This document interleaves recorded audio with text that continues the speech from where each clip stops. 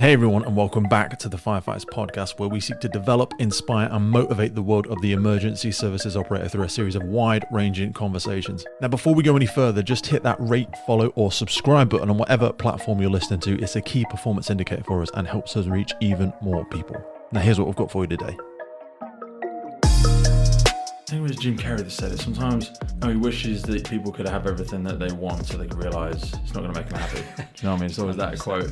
And I did that with motorbikes, with cars. I had lots of nice cars. I did it with businesses. Some were really successful. Wow. Some were less successful. Some we sold. Some we kept. Some we're still doing now.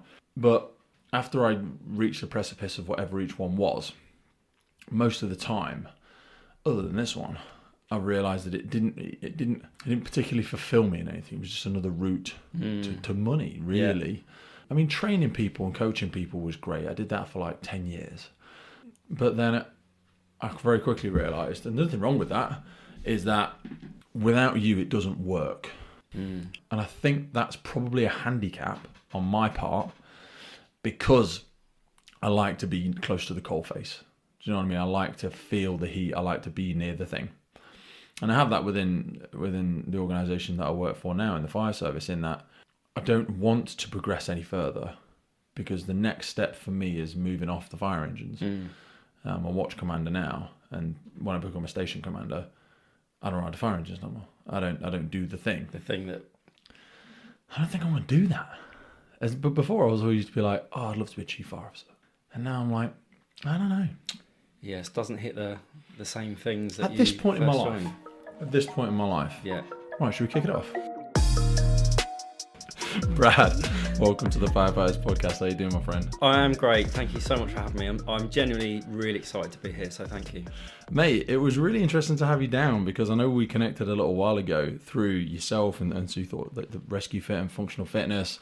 And as I started to learn more and more about you, I was speaking to my brother-in-law because he's paramedic as well. I'm really fascinated in learning more about that sector first and foremost, but like seeing the other side of the coin in, like, you know, we're all on the same team, fire, police, paramedics, and all that sort of stuff, but I think we do such a different job as well. Do you know what I mean? When did you first sort of want to get into being a paramedic? What sort of first excited you to do that? The first time, I'm going to start with a shocker. I never wanted to be a paramedic. I've told this a couple of times, this kind of, this shocker. Mate, it's surprising with a lot of firefighters, chief firefighters. Yeah. They were like, I just fell into it. It's a little bit of a cliche, but going back, things always go back to your parents. For me, I'd just come off kind of the back of a career of outdoor instructing, so kind of rock climbing, kayaking, things like that. And I left that career because of a couple of things that just weren't sitting right. So I come back home, moved back in with parents. How old would you have been then? I was, I think, about 25, 26. Yeah. So, you know, mid-20s, still kind of thinking, you know, I want to enjoy these 20s. But there was something in me that felt like I need to get my teeth into something, and I need a sense of belonging. I need a sense of kind of purpose. Again, lots of cliche interview type words, but it really was. I'd got home after that, you know, almost kind of a 7-year excursion as a kind of outdoor instructor, and there was something I needed to do, something missing. Yeah. And my mum said, "Oh, why don't you go and be a paramedic?" And I said, "No, I don't want to do that. I don't want to go and, you know, deal with sick people, ill people, people that are not having a good time. Where I've just spent 7 years trying to provide people with a great experience." So suddenly the thought of, you know, dealing with people that aren't having a good time completely kind of was not on my radar at all. So I guess, how did I eventually get there? Well, how did you get into the outdoor stuff? Because that honestly really fascinated me as a kid. I did loads of scouting, and my dad and my mum ran a scout group for ages. Yeah. And now I do like UK International Search and Rescue. So we do so much of that. Yeah. You know, outdoor grappling and climbing and all that sort of stuff. But I always thought I would love to have done like an instructing course when I was a kid. Yeah. What made you get into that? That is a fantastic industry, and it's such a great place to go and spend some time in. Again, there's reasons why I left that, but I was 19, so kind of left school halfway through a bit of college, and a really similar thing. I was just not where I wanted to be, and there was something missing. And what were you doing at college?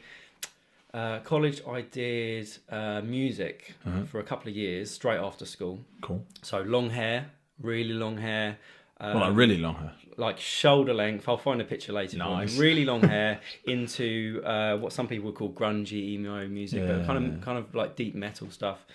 And that was great, but then there's only a certain point that will take you if you're What did you want to do? Were you in a band or? Well, yeah, been in a band.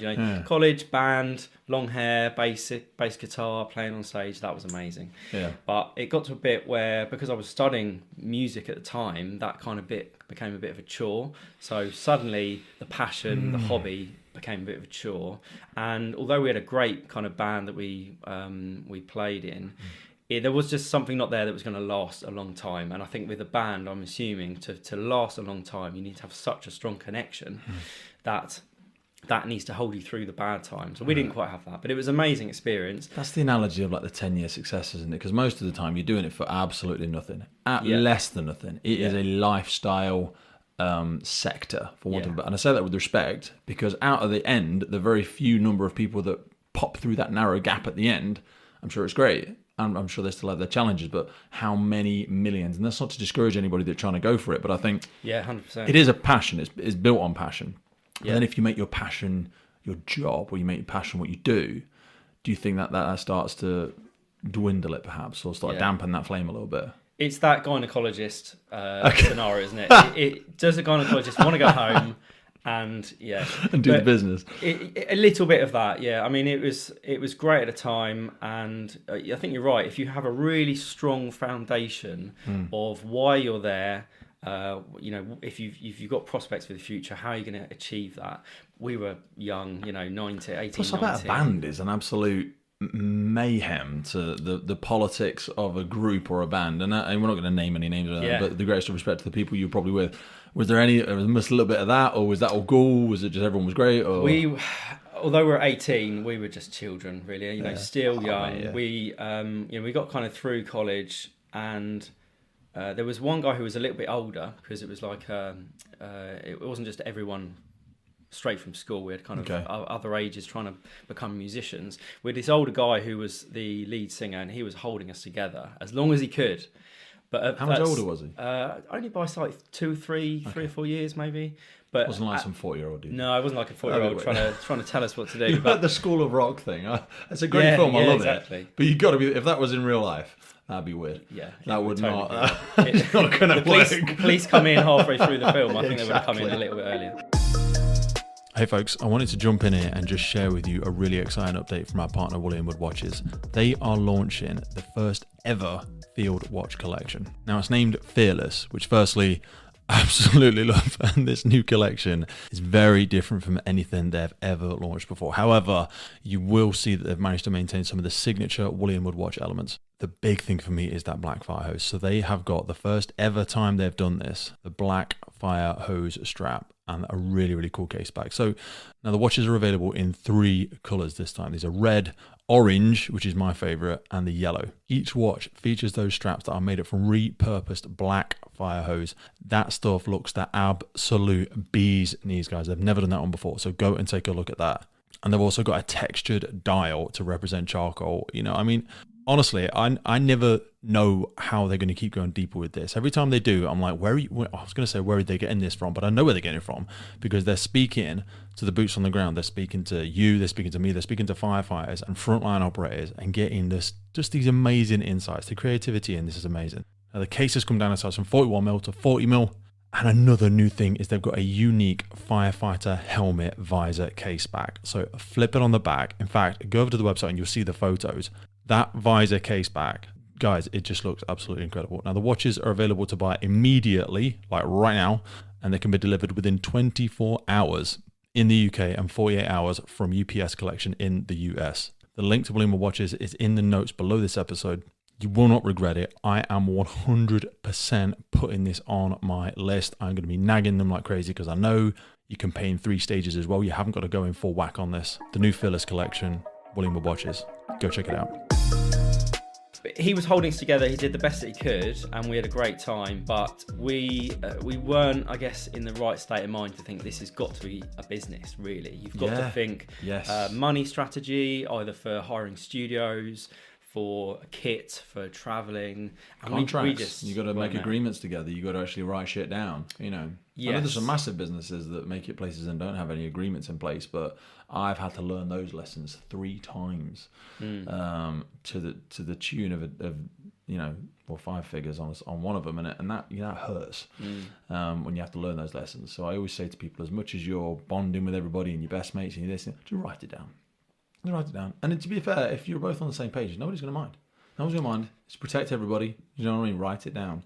But sorry, so you went from that into the outdoor stuff. You did outdoors for like 5-6 years then. Yeah. So after I was after the music, I was working in Halfords. And again, you know, retail sector, some people that have worked in that industry know what it's like. And again, I was just stacking shelves, thinking something's got to fall into my lap. That's not really the best way to think of things. Something's going to land on my lap. You need to go out and search for things. But I was really lucky enough that an old school friend dropped in and said, oh, there's this course where you do outdoor instructing. And part of me thought that sounds so easy. You just got to go learn about kayaking, rock climbing, and you just, that's your life. You just kind of live that. It sounds amazing. Yeah. And then the other side was, well, I get to teach that to other people, and not only do I get to learn myself how to do these awesome things, but I get to pass it on. That sounds amazing. So off I went to a college again, a little bit older than everyone else because I'd already gone to college before, but those kind of 2 years learning how to do those amazing things was great. And then I just got a job as, you know, kind of halfway through that college experience, so I think I stayed there 4 or 5 years. Then I did some private instructing, some kind of freelance stuff. What does that look like? Is that like with little groups or one-to-ones? Or? It was mainly with groups. So the bulk of your first experience as a kind of outdoor instructor is family groups that come in for the day, or school groups that come for the day, and they kind of do 4 activities during the day, say high ropes, kayaking, archery, quad biking. That would be like a normal day. Nice. So I mean, that sounds amazing, doesn't it, to just go and do that for a living? And it was great, you know, that kind of young 20 It always does to an extent, and I know you're going to want jumping onto you, but like when we come on to talking about fitness and things like that, the illusion of something and then the reality of it. And that's what we spoke about before we came out with these chapters of life. Doing something, enjoying it, and then knowing when it's time to leave the party is a really different thing for people. But you loved it for a while, I'm guessing. Yeah, 100%.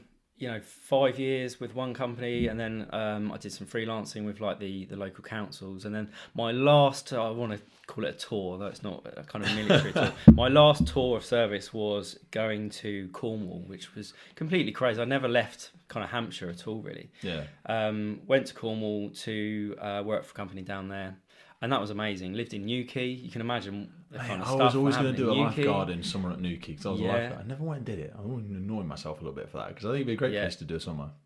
The summer was great. You know, sun, sea, girls, outdoor instructing. It was great. It was fantastic. But I guess there's a small theme that will run through my life up until here, that it covers it for a little while, and then, you know, something is missing a little bit. So I need to kind of either change something with that job or fill it with something else. And I guess it's a bit like spinning plates, where you're trying to keep up with lots of different things, and at some point you're not going to the end one, and that's dropping off, and you think, right, well, if that's happening, I need to think about getting rid of that plate and putting another one in.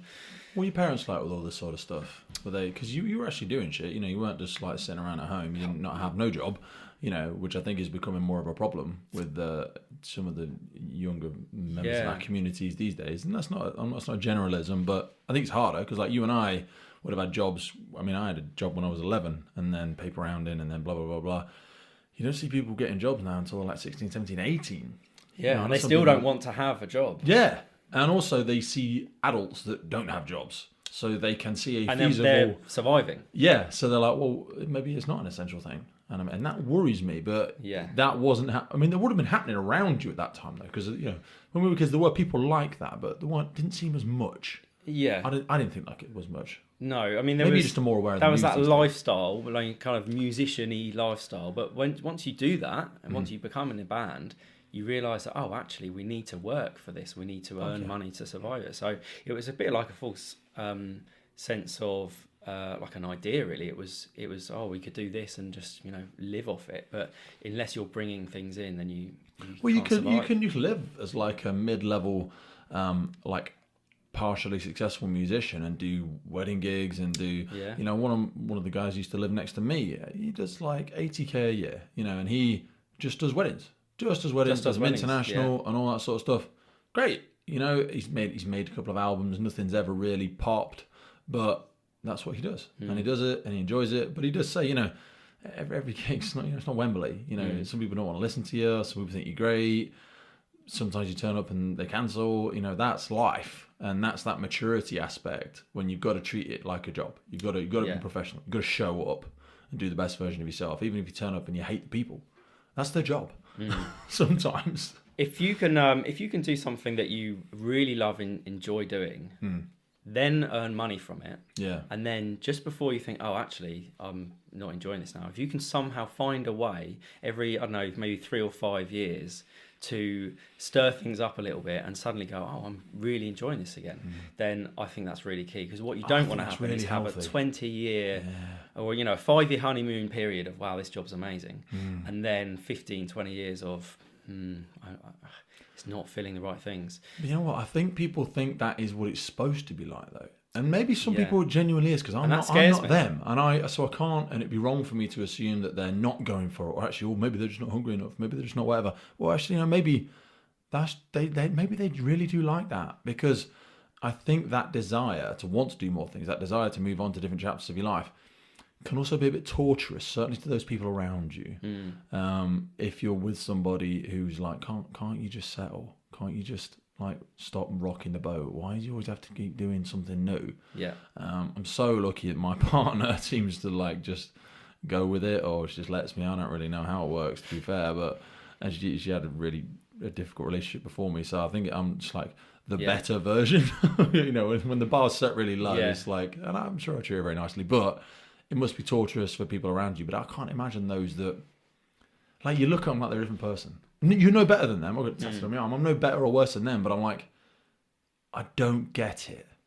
Why? How can you do that? And you see people doing that. And again, retail is a perfect example. I'm sure some people absolutely love retail. It's very one-to-one. It's you're always speaking with people. You're adding value in a way. Moving. You're not sat at a desk. But I'm people. It just doesn't. I don't believe anybody grows up wanting to be working retail. I don't know. And maybe that's harsh. That probably is very harsh.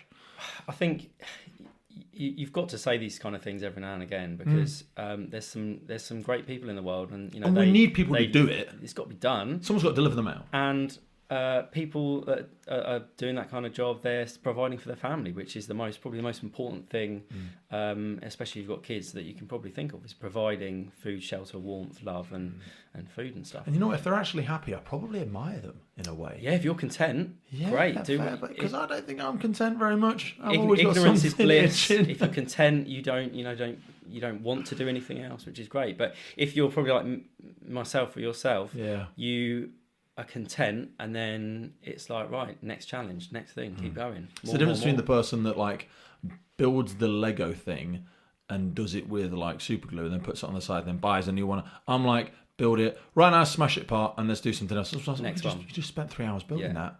Yeah, but we've built it now. Take a picture if you want to, and then they'll build another one, and they're like, oh no, I'll be going to some people's houses, and they have they have them on the mantles, don't they? Yeah, I've been to houses. I buy one of my friends, firefighter, funnily enough, he's got all of the firefighter little ones, and then he's got a Death Star, and he's got all this stuff, and I'm like, dude, what if you try to mix them all up? And he looked at me like I'd create something. And he was like, don't ever fucking do that. Don't. I was like, take them all apart, put them in a bag, and then just try and make something. He's like, so are they glued in case they fall off? I mean, there's a great analogy or a metaphor or something that you can create there. Is either you build yourself a Lego model and you put it on a shelf and it stays there and you're content and happy, or someone accidentally knocks it off and it breaks onto the floor. Some of it survives, some of it doesn't, and you think, well, I'm either going to leave it on the floor or I'm going to make something else out of it. And the choice has got to be, I need to clear it up, make something else out of it. You put it together, either you make something better or you make something that isn't as good. If it's not as good, you take it apart again, you keep going. And that I think is a great idea. So many people get forced into that, like you said about creation. They get forced into creation. And I always hear, or I often hear when I hear about somebody going on to doing something they absolutely love or they're really passionate about, and I say, how did you get into it? And they go, I lost my job in this, or I lost my job in that. And I'm like, oh, so this wasn't an intentional decision. Either you move or life moves on you. Yeah. Life is going to push you in a direction because you've got to have some sort of plan for what you're doing. If you don't have a plan, life will make a plan for you. And guess what? Life's got a plan for you. Not a lot sometimes, unless you actually get out there and do it. If you don't have a good plan, or if you don't have an idea when you are pushed off a shelf, then you're either going to stay on the floor, and you need help back up, or you pick yourself up and think of something to do. Which I guess coming back to where's like after Newquay, what happened? I needed a job. I was signing on to the Dole, which my parents said, I don't know, it's not enough. It's enough to keep you going, but I guess there's a question there. If it must is be enough, too much. If it's because enough, people do it. If it's enough to sustain you, then you're not going to want to go and get another job. Where's the drive? Yeah, there's no drive.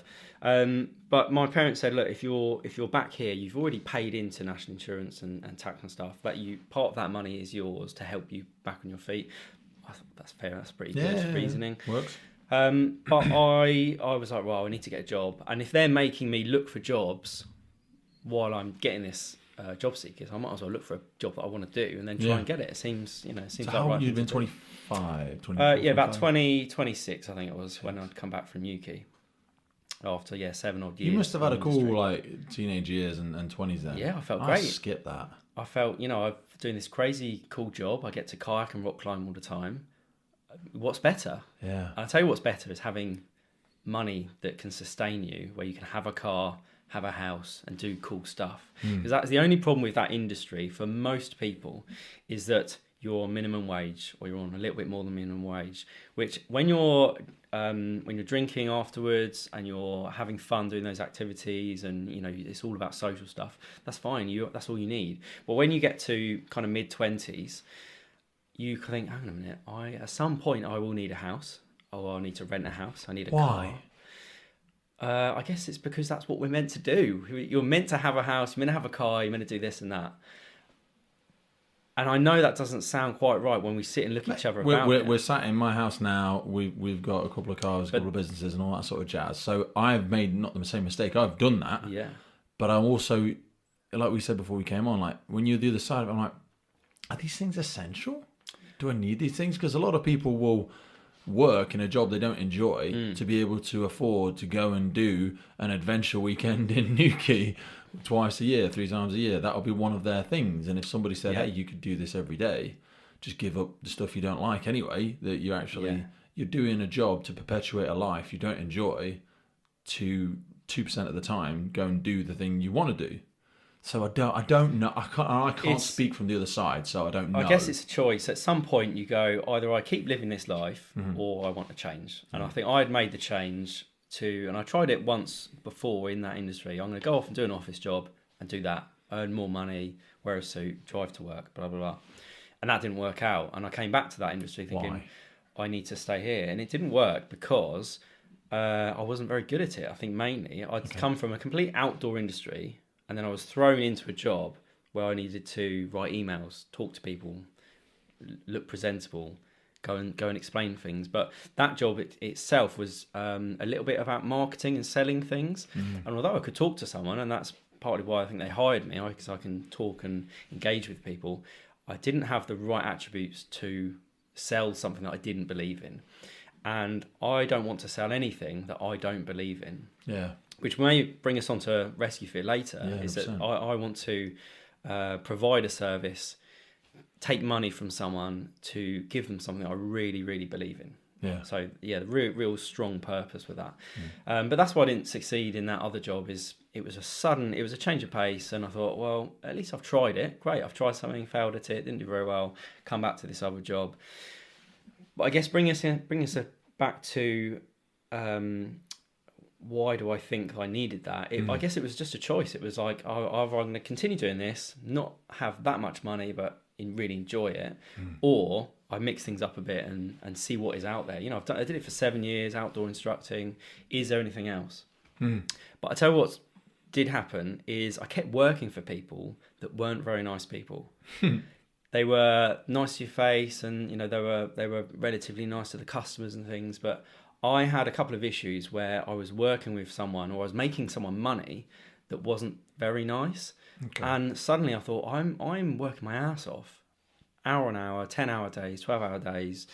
The clients were great. The participants, the kids, the families, they're amazing. It was an absolute pleasure.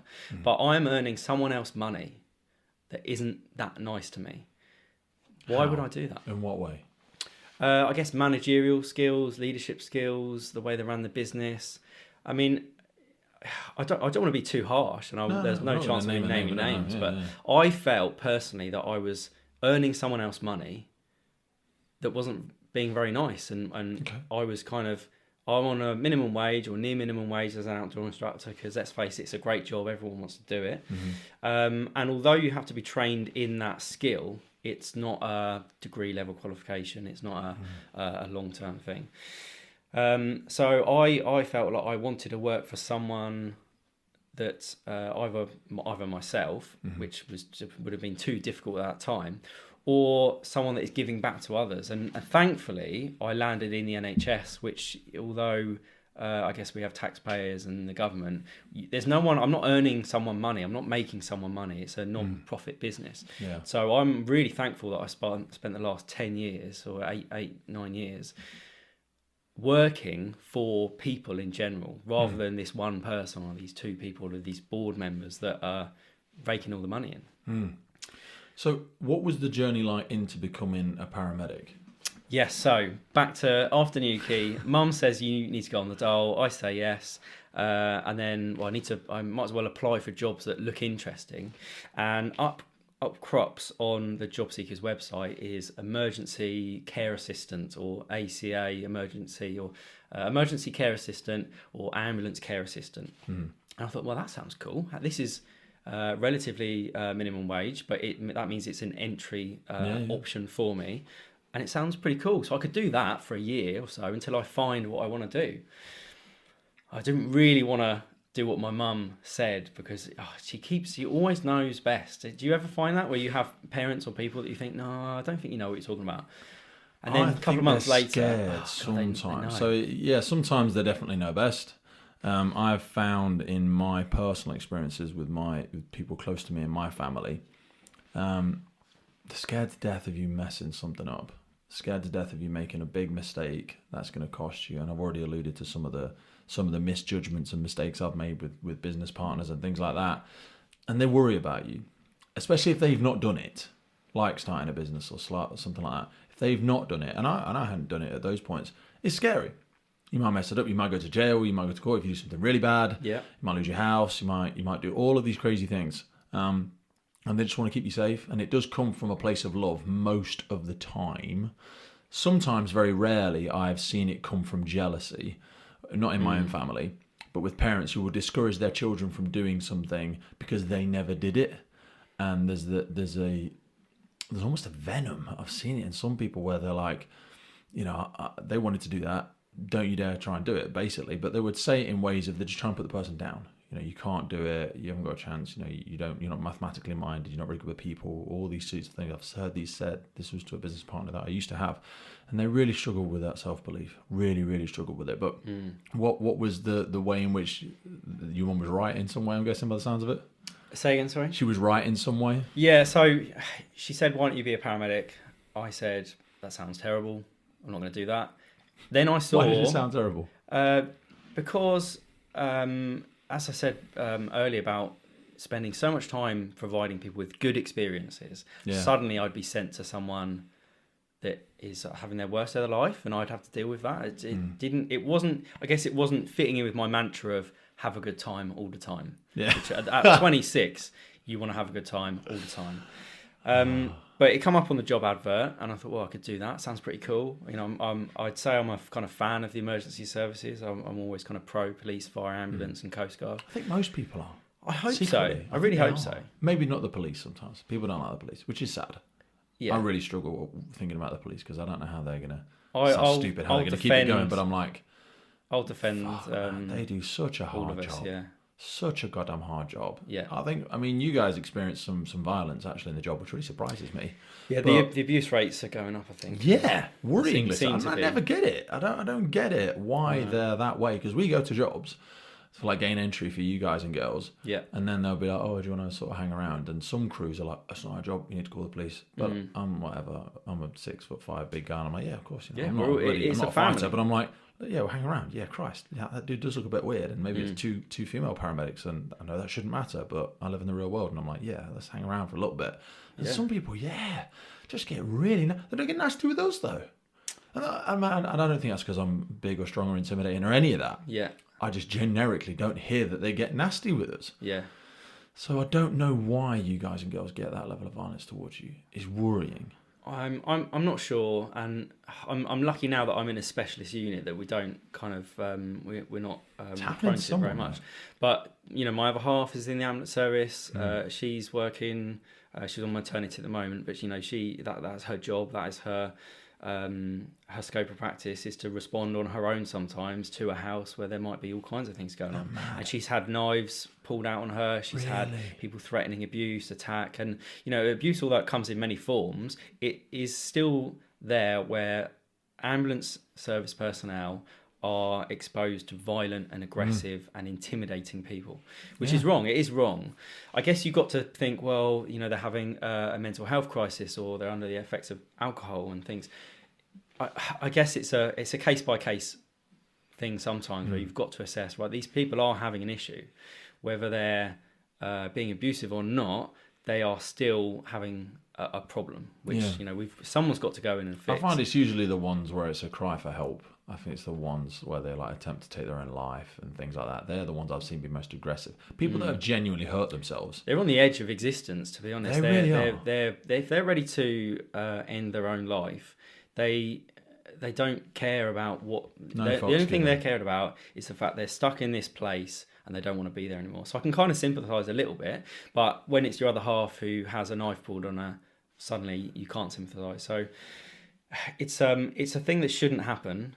It does. I'm sure there's ways that we can work as an emergency service community to reduce these things, like body cameras. I'd wear a body camera 100%. I would. If it works to convict someone, if it works to even if it's not to convict, even if that footage is providing someone else an example of what this person can do, and they get more help for it, or for training purposes, great. Yeah, I'd film all of our incidents, but some people get really worried about it. There's some crazy some people in the fire service think like everyone's out to get them and upper management's going to try and sack everybody, and I'm like, no, I don't buy that.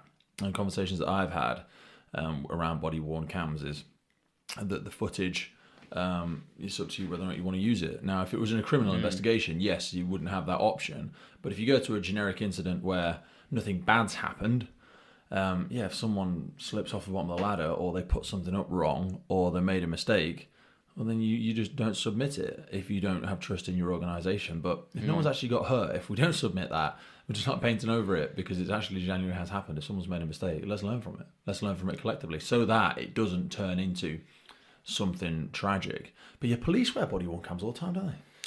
Yes, I think the ambulance service has been given some funding in certain areas, so I think it's just a matter of time before we all are given body-worn cameras. I'd love to have them. Which I personally haven't got a problem with it. And the fact of the matter is, every single person in this, mostly in this country, has a phone, and all they're going to do is pull it out and film it, and then it's filmed anyway. So I think the fact that something is going to be filmed in the next 20 years, you're better off having it's going to be there control anyway. of that and being part of the narrative, as in you've got your own recording. Because, like I said, we pull up to instance, everyone pulls the phone out. Not on the truck. And what are they going to use? They're going to use the 20 seconds where an emergency service worker is a little bit irate, a little bit frustrated. Well, you turn around and push somebody back behind the cordon so they don't get hurt. But you haven't seen the 3 minutes. Everyone else is like, oh, firefighter pushes somebody past the curb. And you're like, to get them away from the falling glass. Yeah, so it's better to have that full 10-minute rather than the 20 seconds. 100%. Anyway, I digress. So what was the route like getting into it? What sort of stuff did you have to do? Did you start as not an EMT, but as a care assistant? So an ACA, so an ambulance care assistant, although it's a really worthwhile job, for me personally, I saw that as the bottom rung of what could be a really established career. So that was with a private service, and that was driving people to hospital appointments. So it's non-emergency, they call it patient transport service, PTS. So non-emergency trips to and from hospital, physio appointments.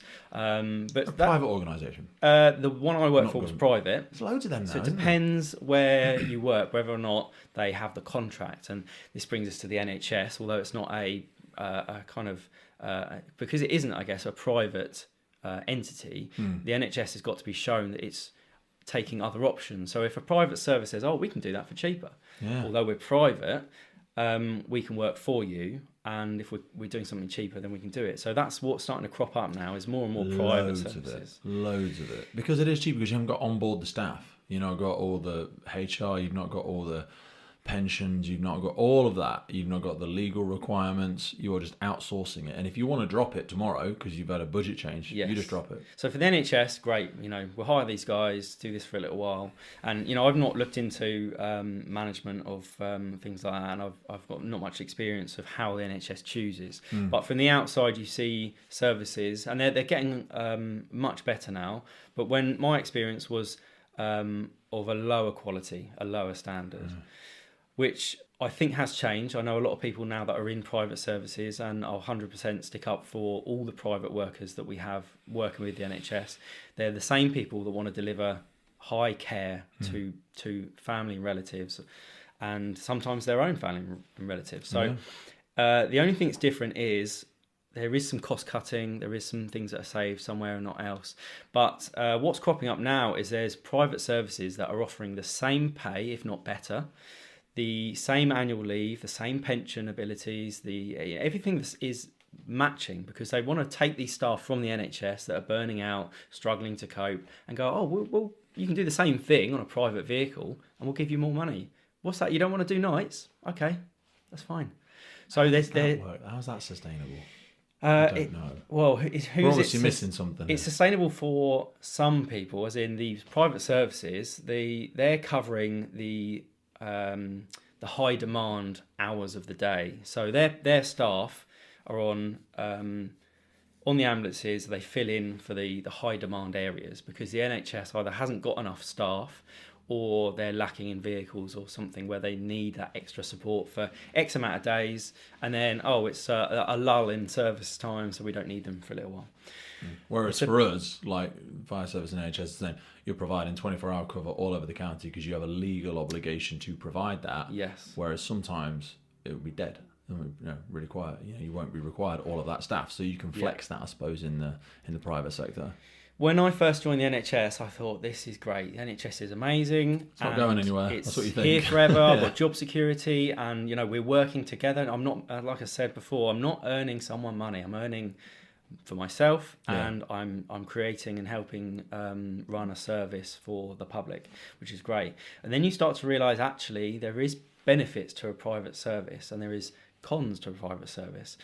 Things like money. So if you turn up late every day, or if you're not putting 100% in, or if you're not very good at your job, in the NHS you're still going to get paid the same wage, because Agenda for Change means that you're on the same banding. As long as you hit a couple of things to make sure you're not going to get pulled up in appraisals and stuff, you will get the same wage. Whereas in a private company, I'm assuming, if you arrive early every day, if you put in more effort, if you do a really great job, you could have a manager that says, you're worth staying, you're worth keeping. I prefer that though. So there's pros and cons for both. I don't know. That's the problem. The thing we would have people because I don't think even America has private fire. They have, I think, a private EMS cover, and some is attached to the firehouses. Yeah, my other half's watching Chicago Fire at the moment. So beautiful.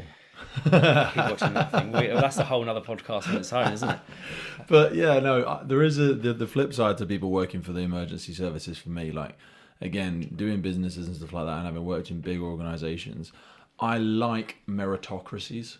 I do like that, because not everybody's the same. People say, not everybody gets the same opportunities. You know what? Not everybody puts in the same effort. Not everybody gives a shit as much as they should, because they know they're going to get paid the same no matter what they do. And that encourages the lowest common denominator at times. And it's a race to the bottom, which frustrates me at times when you come across those individuals. And not everybody's motivated by finances, which is great. And I wouldn't say it's a massive motivator for me necessarily, but you like to think people are motivated because of the job that they want to do. But that passion can be diluted and even completely diminished for certain people 5, 10, 15 years into their career. How do you stimulate that? When people say, oh, we haven't had a pay rise and whatever. So I think that frustrates me. I like meritocracies. So I imagine that there's maybe similar frustrations in the NHS. But I've got a very singular view of the NHS and paramedics. I've not really met any bad ones, but I imagine there are rubbish ones out there. Maybe, I don't know. I mean, there's got to be, because you know, everything is a net and things slip through, and I think that happens, and it's part of dealing with complaints and this thing called patient like liaison sectors within the NHS.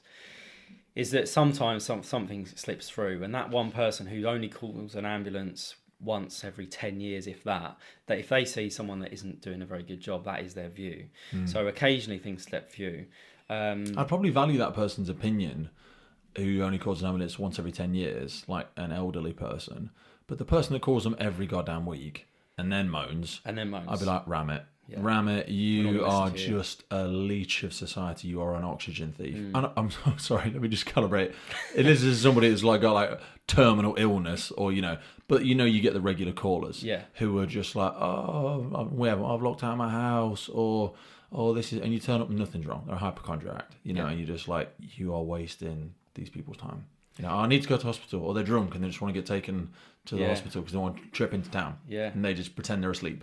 They pretend they're not responding. And you think that never happens, but that's a real thing. It happens all the time. It's a real thing. It happens all the time. For anyone that watches, I guess they're starting to show more things now on the TV, like programs like Ambulance and HEMS programs. They're showing more and more of, actually, sometimes this really does happen. This is Dave. We went to him 3 times last week. Hello, Dave. Yeah. How you doing, mate? And it is a struggle for people to deal with that person with the same amount of respect. You can't just say to them, no, I'm not taking you. Yeah. Because then, like you said, the complaint comes in and they go, so talk me through it again then, Brad. You deemed it unnecessary to take this person. They were exhibiting these signs. You're like, but we go there every time. Nothing wrong with them. Yeah. It's not your judgment to make. That's not actually Brad. And you're like, fuck. And the worrying thing about those kind of jobs is, as an example, if someone calls regularly because they've got pains, and it turns out that it's just, it's just a strange pain that isn't anything at all. It's idiopathic, which is kind of, it's unknown what is causing it, but it's just something random that happens.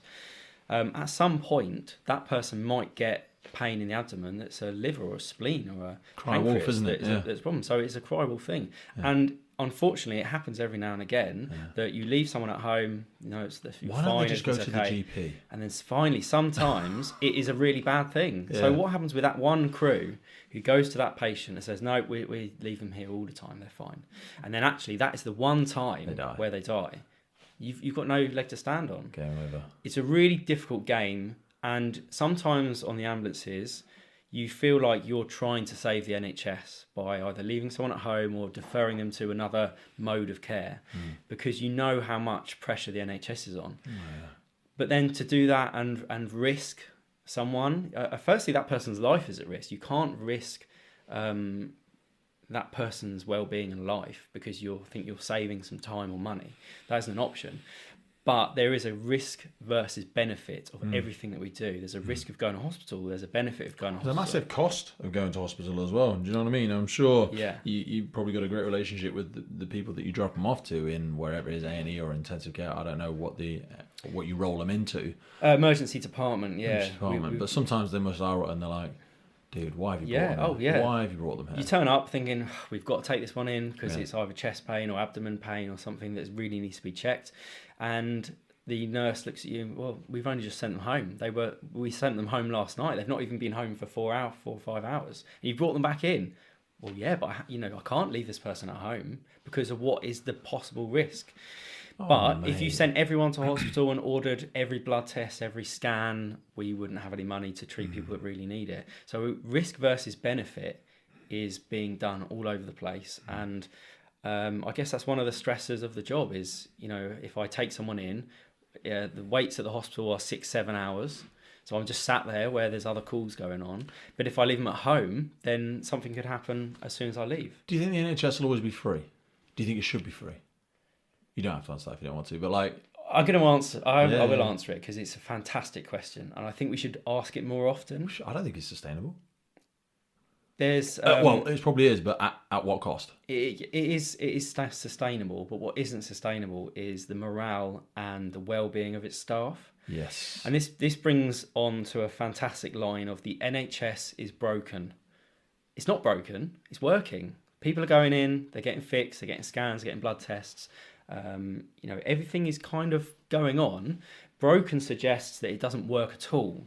It is working, but it's working at what cost? And the cost is staff well-being, stress on the staff, high turnover rates. So when people say the NHS is broken, what they mean is the NHS, the record of the NHS is being slowly and slowly bent out of shape. And at some point, it will crack. But what will happen then? Well, the bits that are still a large piece will work, and we'll have to fill in the middle. I don't, if the NHS was to break tomorrow, we'd all still be going to work. We'd be trying to pick up the pieces. We'd be trying to get us through whatever is going on. I think people would take better care of themselves. If suddenly the NHS would like to see disappeared, maybe they'd go, oh shit. I'd like a list of stuff that we don't treat. Do you know what I mean? Like self-imposed obesity. Yeah. And then that's hard to prove, but I'm sure we could probably quite quickly come up with some metrics. There's plenty of data out there. Things that are just you as a human being, you were given, whatever, religious or not, I'm not religious, but like you have a body, you've got one body, you don't get another one, it's not a car, you don't swap it, yeah? We've given you all the education, you've got a phone in your hand, it's never been as accessible as it always is now. We all kind of know the rules, yeah? Drink water, eat food, don't eat too much sugar, move a bit, a couple of times a week, yeah? You fucked that up, yeah? So get back, don't have to get back to perfect, but get a bit closer, and then we can help you with these things. Because we can't just continue to support people who are just like, oh yeah, I know you told me to do the thing. If you, like your kid, you know what I mean? You've got 2 children, I guess. If I went to my kid and said, this is what you do with your game, this is what you do with your thing, yeah, and I come back and she's broke it. Okay, I'll fix it. Let's do it again. I might have told you wrong, my bad, okay. If she do it 3 times, I go, no, it's broken now. It's going in the bin. It's going in the bin. Broke it. Daddy's not going to keep fixing it.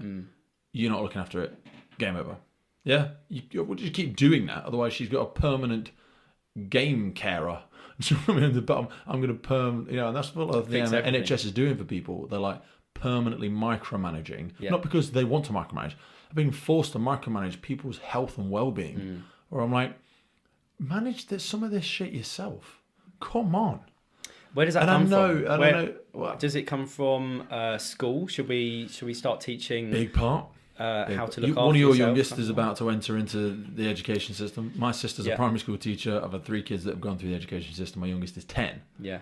They don't do enough. They don't do enough sport. They don't do enough. That I think you get so much benefit from physical activity, and I know it's going to come on to some of the stuff I want us to talk about Rescue Fit, is that the physicality of life. Like you said, I tried to push myself into an office job. Lots of office jobs are great. Okay, right.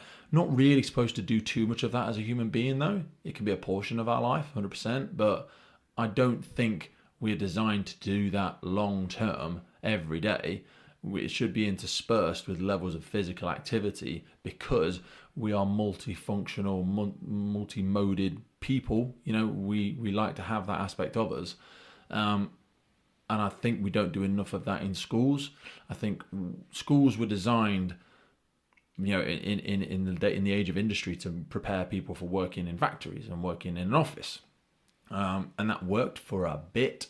But I don't think, and it's not against my sister's she's a teacher, she's wonderful, she's fantastic, but even she has challenges with the curriculum. But that's just what they got to teach. And I struggle. What does your moral compass sit on it? I think it will go back to the fact that I didn't enjoy school for the most part. I'd say that the large majority I didn't enjoy secondary school. Primary school was fine, I kind of got on with it, and that was a very long time ago.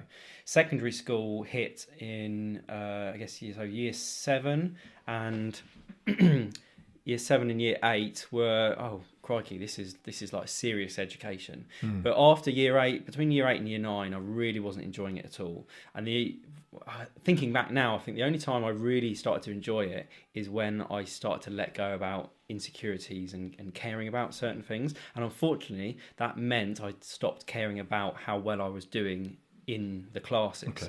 So there's all kinds of stuff going on at school, nothing kind of too traumatic, but at a certain point in, say, year 10, I just stopped caring, and I was coasting through the grades, and now I think, right, my children are going to be going through that. I hope to God that something has changed in the system that caters for certain people. Shit! I don't have ADHD or dyslexia or multitude of things that cause people problem in schools like that. But there's sometimes I think, this might have been an issue. And there's certain things at school that I just don't think are addressed properly. And so, that was, 20 years ago since I left school. So I really hope that something has changed to help people that are trying to find themselves in life at such a young age, where hormones are flying through their pores. They're trying to act up to fit in or trying to find their own individuality. So I hope there's something, and if my children are struggling, hopefully they are able to talk to me about it, that I can try and guide them a little bit. I'm going to tell them, because when I was young, I thought, I don't need school. Why do I'm learning all these sciencey maths things. I don't want to go and be a scientist. So shouldn't I be learning about something that I want to go and do? But I didn't know what I wanted to do. So maybe that was part of the problem. I could have, if I said, I want to do this, I want to be a paramedic. Oh, well, you need really, especially now, you need to have maths, science and English behind you. And I could have used that to focus on. But because I didn't have a idea of where I wanted to be for the next 30 years. And I don't think that you always need to have that. I think anybody does. But it just, I think sometimes I look back and I think, for example, I want to go and be a fireman. At least I'd have an idea of what I could do, but I had no idea at all. Yeah. Which, I guess sometimes that works. I've had a good time exploring different career options, and I'll still be exploring things now. But for some people that don't know what they want to do, we still need to provide an education for them. We still need to 100%. Give them options. And sport is a really interesting thing. Back in my day, God, I'm only 35, but back in my day at school, the option was rugby or something else. And for PE, you either do rugby or something else. And for girls, it was hockey or netball, for example. And that's great if you're a rugby-sized person, or if you're happy getting kind of tousled around a little bit and contact and stuff like that. But I was skinny, pale, and ginger, and I didn't want to play rugby. I didn't want to do anything like that. Yeah. So I just thought, because there's always some kid that's just massive. Yeah, and some big ass kids. There were, and I thought, well, I'm just going to throw the ball away and not going to near him. Which, looking back at that now, I wish I'd got into it more. I wish I had the confidence, which is what I was lacking at school, to try those kind of things and experience them. But I hope now what's changed at schools is they have more options.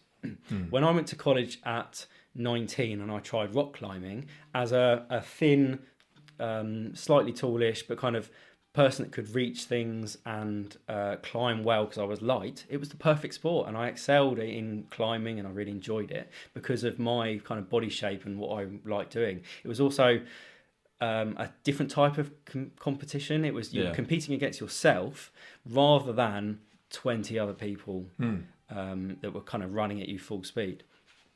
So I really hope at school they are able to, and I've seen it now recently where schools can do rock climbing as a GCSE, or adventure sports is a GCSE. Yeah. So I think it's great now that you have, say, 30 people that can try 30 different sports and they can find that one thing. There's more roots into stuff, isn't there? That's what I think. Yeah, I think there's still some hangover stuff. There's certain subjects I'd probably just kick into the long grass, because I feel like we've kicked sports into the long grass. I think kids do it like once, or I think my kids do it twice a week. I think they do 2 hours a week, which I think is terrible. Whereas, if you look at private schools, do you know anybody that went to private school? I might have met a couple, but they do it every day. Every day? Every day they do sport, every day. And why, some of them do it before school, they all do it after school, and then every Saturday at the ones that I've been to, every Saturday is sports day. Yeah, and all the school teams play on a Saturday. and everybody goes, even the people that aren't necessarily involved in the sports.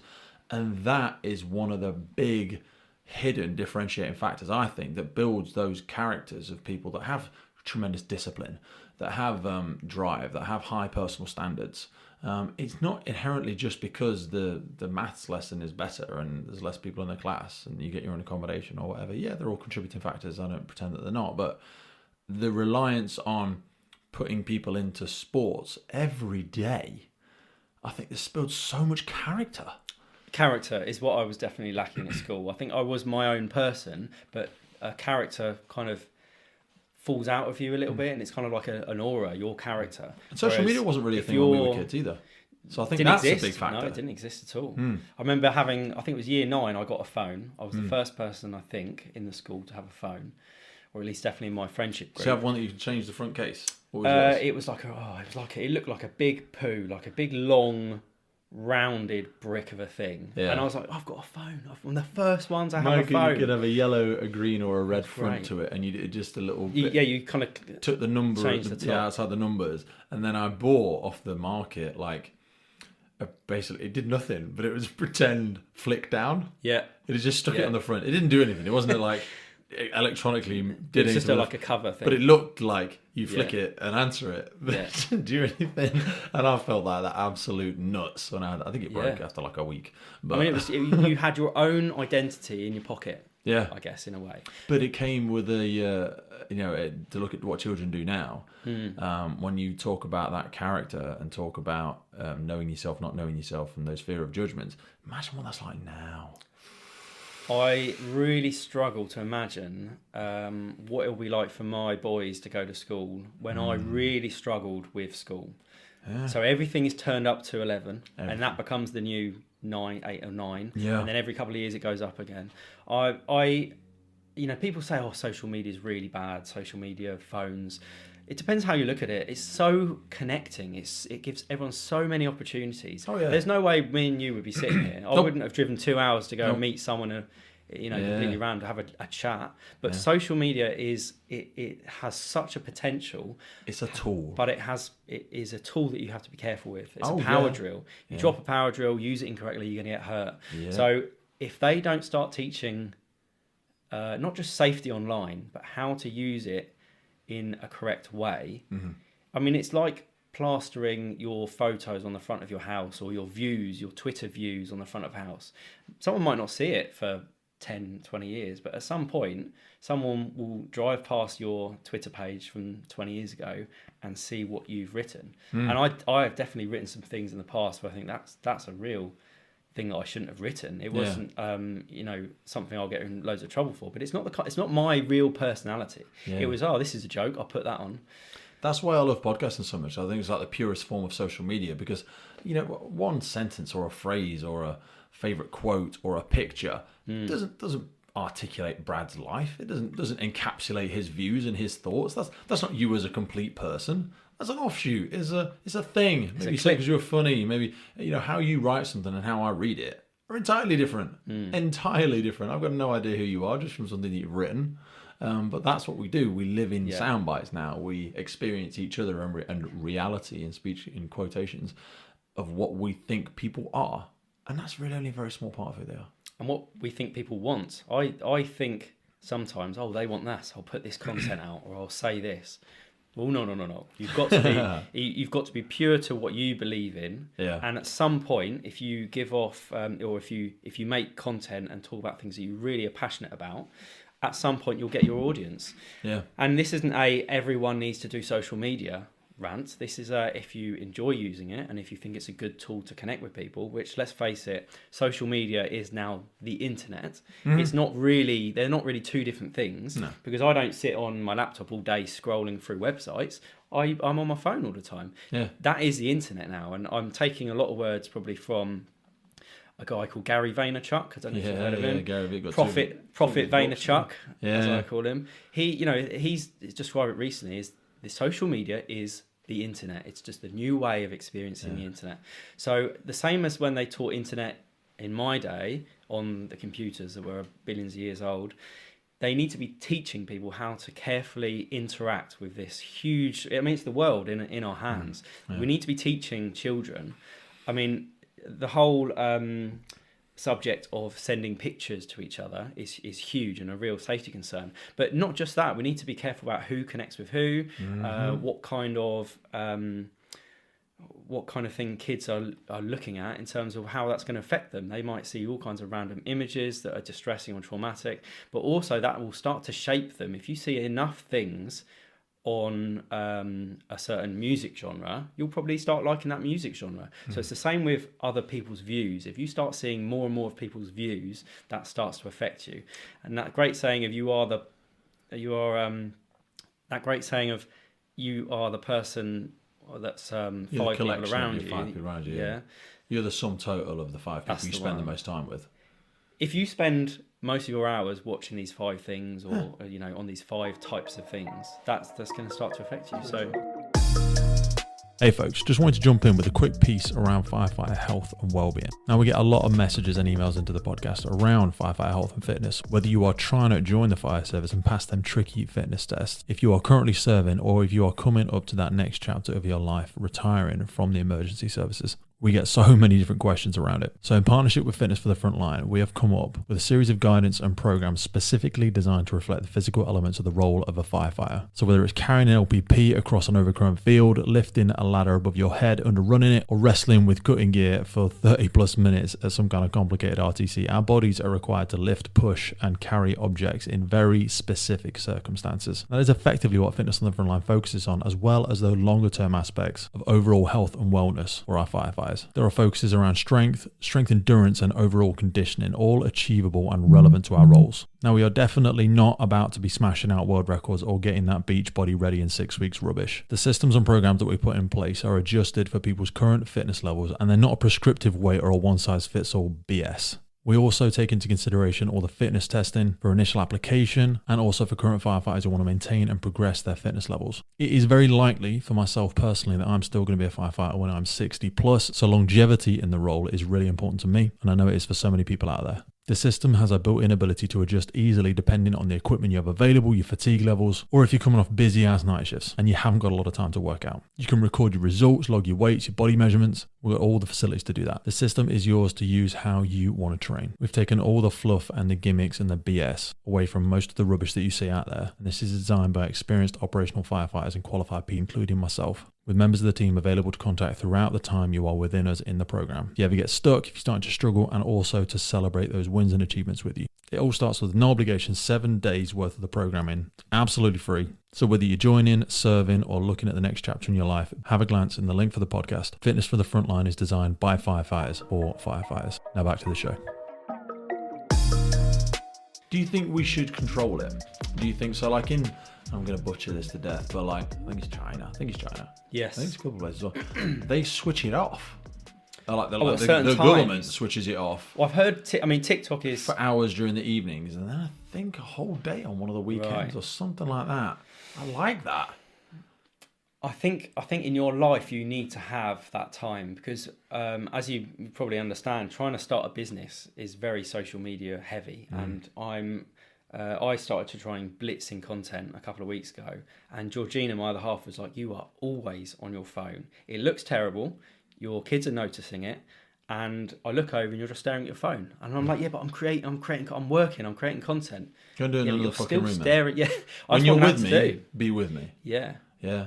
I do that, and that's why I've got social media management software stuff on. I'm not bloody great at it. Christ, we're nobody in the land of nobodies, but you've got to be present when you're with people. It's just rude. That's a discipline in itself. Yeah, it is, because it's a addict thing. It's an addictive process where dopamine is released every time you see a little red thing a notification. I turn my notifications off now, which kind of means I have to keep looking to see if I've got emails and stuff. It's working at the moment, but it's an addiction, and it starts creeping in, and that's why I try not to wear a smartwatch. Yeah, I tried it for a while, and I just keep putting. If you're hate them. you're looking at the audio you're listening to the audio here now, but your hand keeps going up to your face all the time, and you're trying to read it, and that happens mid conversation. It's really rude, but it also shows, well, priority is this, the phone. You're just secondary. Yeah, if something better happens now, I'm just going to sack this off and refer to my wrist or the phone because someone needs me. Unless my phone rings, I don't really pay attention to it. Like my kids will drop me messages or something like that, but unless they ring me, nothing's really wrong. So I don't really look at it. I look at my emails once a day. Yeah. Georgie never rings Don't me unless emails. she really needs to. Or it's she's driving, she needs to find out what... It sounds harsh, but you can train people to do that. Like my wife used to not like this analogy. I'm like, we train each other. Everybody trains somebody. You know, if I wanted you to feel attracted to me, I'd learn what you like, or I would teach you what I like, and then get you to do the thing that I like, and that's how we train each other. That sounds scary, but that's how we do it. You know, people don't like the idea of that, but you can train people to exchange information with you in a certain way. If you constantly respond to people all the way through the day, they're gonna sending you stuff. Know that. If you go through my list of 10 contacts, I know that this guy, if I ring, he'll answer. If I text him, I'll probably be waiting 2 or 3 hours. Georgina's pretty good. We usually text each other quite quickly because we're partners.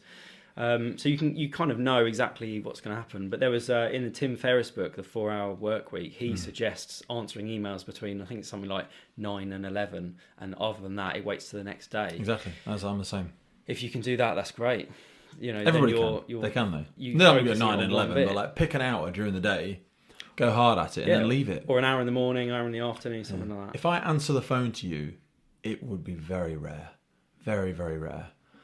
That sounds so hard. I'm no more important than anybody else, but who I'm with, what I'm doing at that moment in time is important. Yeah. Yeah, and if it's really desperately important, they'll ring me again, and they'll ring me again, and they'll send me a message. And I've got WhatsApp messages that are like a week old. I've not even opened them. Yeah. Because I'm just like, I haven't got time at the minute. When I get time, I'll open it. If it's really important, guess what? They'll ring. Yeah, and then I go, okay, maybe. And that's not because I don't intentionally do that to be rude, but you've got to learn how to train people because they'll just bleed into your entire life. They will just consume that, and you start this relationship of exchanging mediocrity. It's rubbish. Don't need it. Yeah, sack it off. You get to that point where you're texting someone and you're like, hold on a minute, this is a phone call. Why am I spending 10 minutes texting? Or if it's not a phone call, let's go to the pub, go and chat properly. I send a lot of voice notes. Do you ever do that? No, a friend of Georgina's does that, and I'm like, what? Hold on a minute, what's she doing? No, that's fine. She can press play. If at some point, and this is another Vaynerchuk thing, we are going to start to switch to audio only technology. So we've already got, I'm driving along, and I'll try not to say it now, but the S word for iPhones. Yeah. Hey, are you there? Yeah. Can you navigate me to here? Or can you phone them? Yeah. Which is great. And at some point, rather than using our thumbs, because we're all trying to save time, we'll just say, can you text this person this? Yeah. Or can you send a voice note, start now, even with all of my emails, mate, it's dictation. Yeah. Dictation software. I just talk at my laptop, and then I press 2 or 3 buttons, and then I go to the next thing and just talk at it. If you're not very good with words, especially, you've got to tap. I can't do multi-finger typing. No, just talk at it. It's quicker. I get my point across, because although if I have to write it, it will be a short, blunt email. I might come across a bit dickish. Yeah. Do you know what I mean? So I just talk at it. It's interesting you mentioned that, because I sent an email this morning to someone that had requested for some fitness advice for an assessment. And I typed it all out, and then I sent it in an email, and I thought, well, it's in an email, but I'll also attach the Word file in case he needs to print it. So I'm trying to hit a multitude of senses. And I thought, hang on a minute, what if he's not very good with reading? I should find some kind of software that reads it out to him. And I thought, hold on a minute, if I just record it, and then he can just listen to it. So that's what I'm going to do. So much quicker for you as well. I used to do it all the time. I'll probably do a little bit both, because some people love reading, and that's their thing. But I think voice noting a fitness idea, because I'm not selling fitness plans at the moment. It's more of this is a general idea of what you should be doing. That's a voice conversation. Personal as well. Yes. Feels personal. Because, mate, honestly, in the space that I used to exist in, the space you exist in now, so much of what people try and do is just copy and paste. Yeah. So if you actually give people that human interaction, it's tremendously more valuable. But take us back to going into to being a paramedic. What training did you actually have to do after you've been in for a little bit? So a paramedic, just covering that, is it your brother Brother-in-law? Yeah. So my sister's husband. Someone messaged me on TikTok or something the other day to talk about it, and I said we don't need to be a paramedic to work on an ambulance. So a paramedic is a state-registered clinician that now, especially in the next couple of years, has someone that's got a degree behind them. So that can be a kind of apprenticeship thing. So I started after my PTS private stuff. I applied for a student paramedic pathway, which was a 3-year kind of thing that was meant to happen. 1 year of being an EMT or a trainee EMT, 1 year of being an EMT, so signing off everything that you've learned and consolidating it. And then the last year, which was about 1.5 years, maybe 2 years, was going to university, learning more stuff, having that academia behind you, and then having more ride-outs, more assessments to finally get your paramedic ticket with the HCPC to become a paramedic. I think that's what he did. Because he came out of the RAF, but he did already have a degree, I think. So maybe he shortcutted that bit. But I know another friend of mine did like 20 years in the military and then came out and became a paramedic. And he was an EMT for about 1 year or so before he did that as well. So you don't have to have a degree at the minute, or do you have to have a degree? To be a paramedic, I think the HCPC, so the governing body, they would like everyone to have that degree behind them.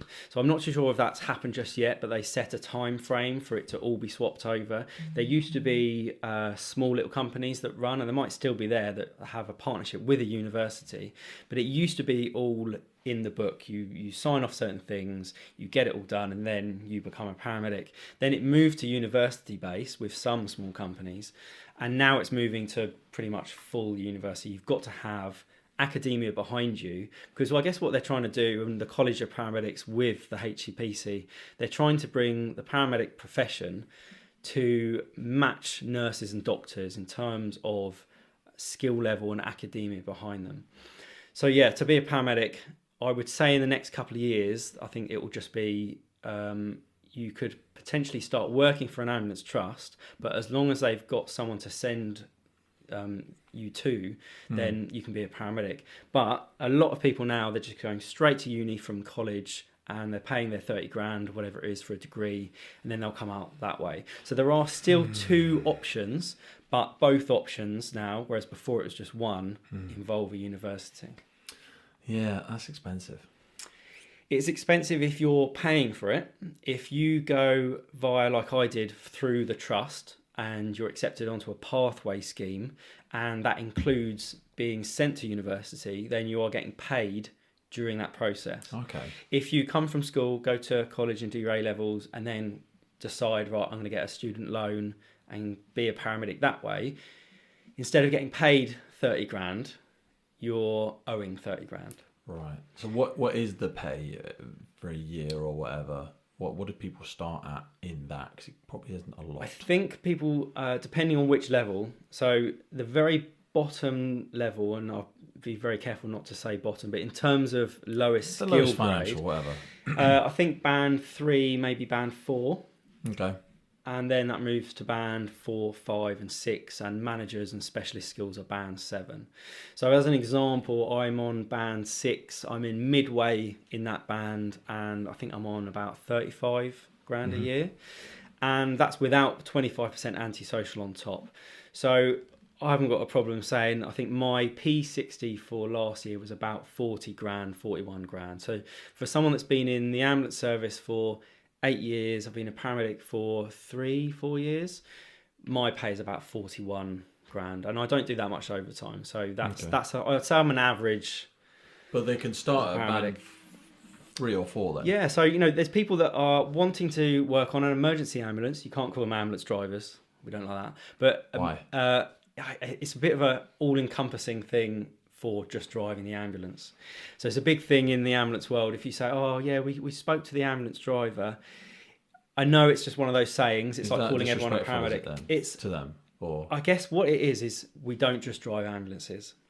We use the ambulance to get to the place, and then we treat. I think what it stems from is in the 60s and 70s, where the majority of the job was you drive somewhere, you pick them up and you take them to hospital. Yeah. Now that is a lot different. We're spending sometimes 7 or 8 hours with a patient. So no longer are we ambulance drivers. We drive there on blue lights, that's 10, 20 minutes. And then we are there for hours treating someone on scene. I'd say maybe about sometimes 2 hours on scene.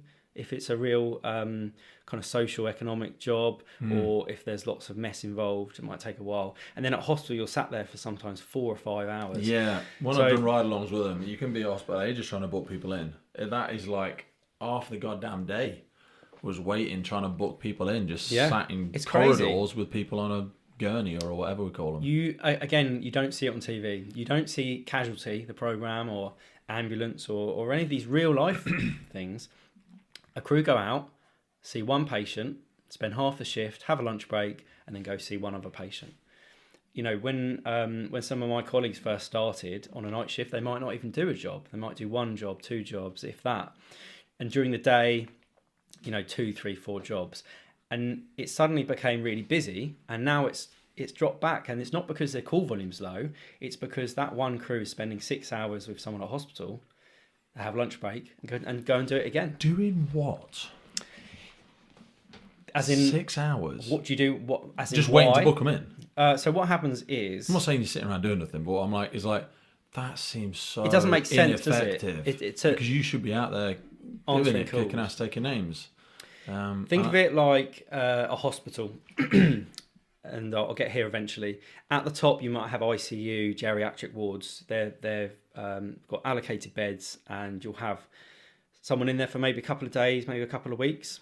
And then as you go down, you've then got scanning areas, bloods, small little wards, maybe outpatients. But at the very bottom of the hospital, you've got the ED, the emergency department, because you don't call it A&E anymore. Because it's not always for accidents, because you can't call it an RTA, it's an RTI. Yeah. And although we'd love to call it just emergency, you also have urgent care centres, which is slightly different to an ED, but I try now to say ED. So at the bottom of the hospital, the bottom of this kind of conveyor, you have the ED. And it's like a first line of defence. It's like keep everything away. Either they get sent home, or they get fixed in the emergency department, or sent to the GP. If they need admitting, they start going up the levels. Yeah. And further up they get, maybe up to the ITU, and then for a long-term ward. But what happens is the beds up at the top get full. And if they're there for longer and longer, or if there's more people being admitted, suddenly there's no beds for the people in A&E. So when someone arrives in A&E, and that's a day in A&E, you're going to need maybe a couple of days in IT or a high dependency unit, and then you're going to need 2 weeks in like a normal ward. Suddenly it's waiting for a space to go up the ladder. So as that top of the building gets full of patients, at the ED they're trying to sift through, and they are the workhorse. I think they're the powerhouse. Yeah. My job is easy compared to an A&E nurse. Really? Like, full respect to anyone that works in A&E, because it's a really difficult environment. One of them on. Definitely. I mean, there's hundreds. Contact for one of them, that'd be amazing. It's someone that you want to talk to someone that will not lose their job by saying exactly what they want to feel. But just don't say where you're from. They've got to get across what is going on in A&E. Yeah. But bring this analogy back. If A&E is rammed because they can't send their patients further up the list, what happens when 10 ambulances arrive? Yeah. There's no room in A&E, so where do those ambulances go? The patients stay on the ambulances. I know. That becomes the mobile room, and you're the bed clinician or whatever. Do you know what I mean? You just sit in there, keeping them going. Now you might think, let's just take these patients in and put them on corridors and in beds in the corridor. That's happening. The corridors are full.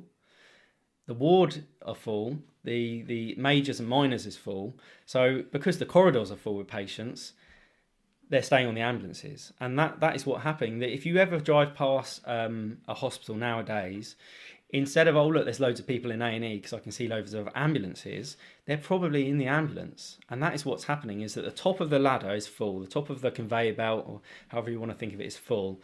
People can't get out of A&E, which means people can't get into A&E, which means they're stuck on the ambulances. And you might think, that just means paramedics are sat on the ambulances, they're just sat there on the phones with the patients. Yes, that is partly correct. But what happens when an emergency call goes out or a major incident and all the ambulances are sat at the hospital, the person that is getting hurt the most is that one person who really needs an ambulance, calls 999, and because we work as a country, really, an ambulance will get pulled from anywhere, Ipswich to Harlow, or Cambridge to Watford. That would happen.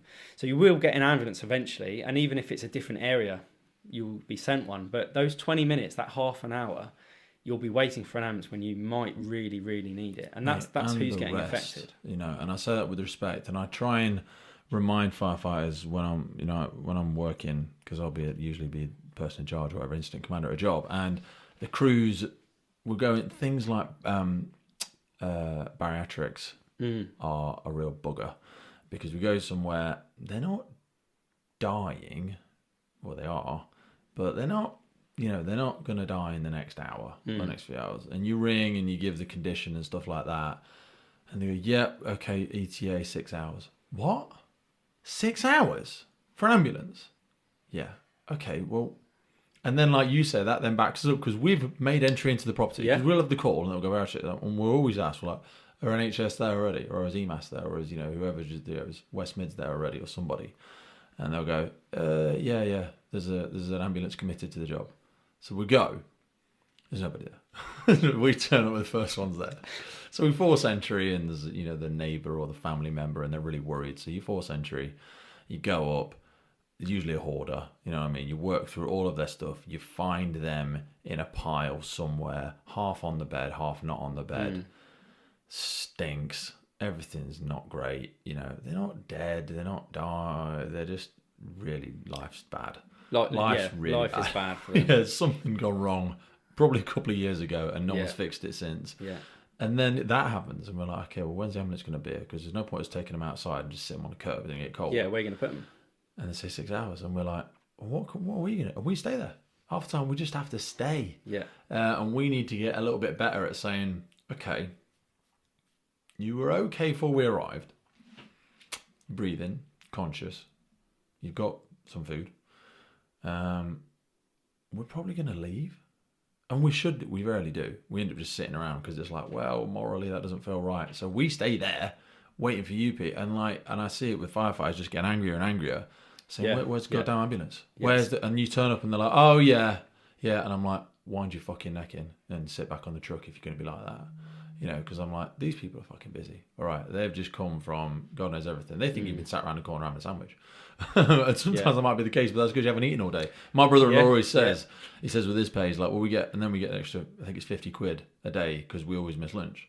And it's not because we time it right. I need to move services. It's £20 in my service. Maybe it's £20, sorry. But it's like, you don't get lunch. That's not a thing. You try and eat something on the way to the next call. Yeah. There isn't no lunch.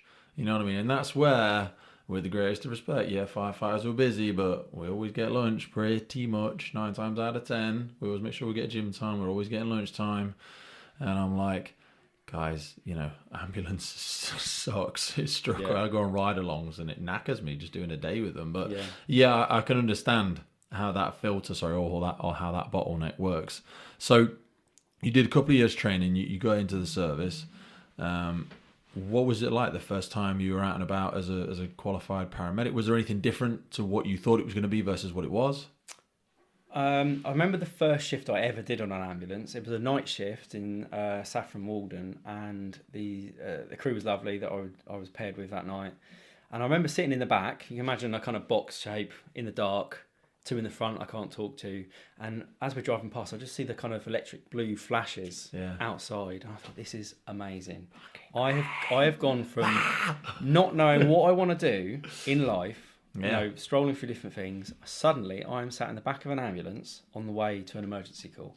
It was brilliant. It was fantastic. Yeah. And I thought, this is amazing. Looking at those vehicles go past, and you're like, that looks cool. They're bloody on it. Yeah. They're going to go rescue someone. Yeah. Yes. And then you start talking about, right, in these TV programs, in my mind, I'm thinking action, blood, guts. Going back to my mum, I never wanted to do this. Suddenly I am. This is crazy. What am I doing? And I thought it was great. Then you get there and things slow down a little bit. And there's a couple of sayings in the ambulance service, and one is we never run.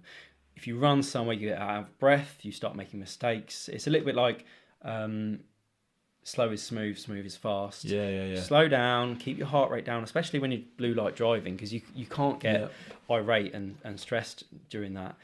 You need to make clear, conscious decisions about how to act when you're with patients and what is the best treatment, because you can do something very quickly and drive to hospital, or you might miss something. So suddenly after the excitement, you get brought down a couple of pegs, and it's getting missed a little bit now, but early on, 60s and 70s and 80s, you were made to attend, you never drove, you were told that you were going to learn for weeks and weeks and weeks. Don't say anything, don't talk to anyone at the crew room, you don't know anything, you haven't got the war stories yet. And it was just a learning experience, and that is still there now. You can try and prepare someone for an emergency service. You probably have the same thing with fire, but the things that scare you, the things that make you stop and think, the things that make you go, holy crap, this happens in life. They're not the things that you think. Blood, guts, poo, wee, all that kind of stuff, that's fine, I can deal with that. And a lot of people I meet, although there's a couple of people that don't like random things like teeth or spit or poo, those things, we get that, that's bread and butter of the job. What affects people is those things that you can't explain to a member of the public, a thing that you don't see on TV. I mean, it's starting to come through now with the programs that are trying to show a more realistic view of what's going on, and I commend them for trying to show as much as they can. But I do remember thinking, this is crazy. I can't believe I'm doing it. This is amazing. I'm so happy that I'm in a career that I can really bite on with, because you can't just turn up and do it.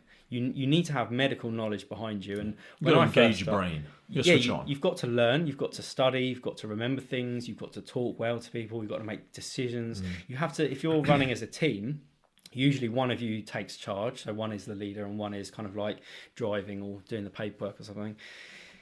You need to act up, and you need to be that person that the member of the public is looking to you to tell them what to do, tell them it's going to be okay, and this is the answer. This is the problem. Which is great. I mean, it's amazing. I whenever I talk about my job now, sometimes what creeps through is a little bit of, I've been doing this for a little while and I want to do something else. But if anyone comes to me and says, I want to go join the ambulance service or the fire service or the police service or Coast Guard, I have nothing but positivity, and it's a great job. Go and do it. Go and learn how to do it. Just if you've got that itch of, I think I might want to do that, go and scratch it, get it done, and go and enjoy it, because it's fantastic. Do you need to stay there for 20 years, 30 years?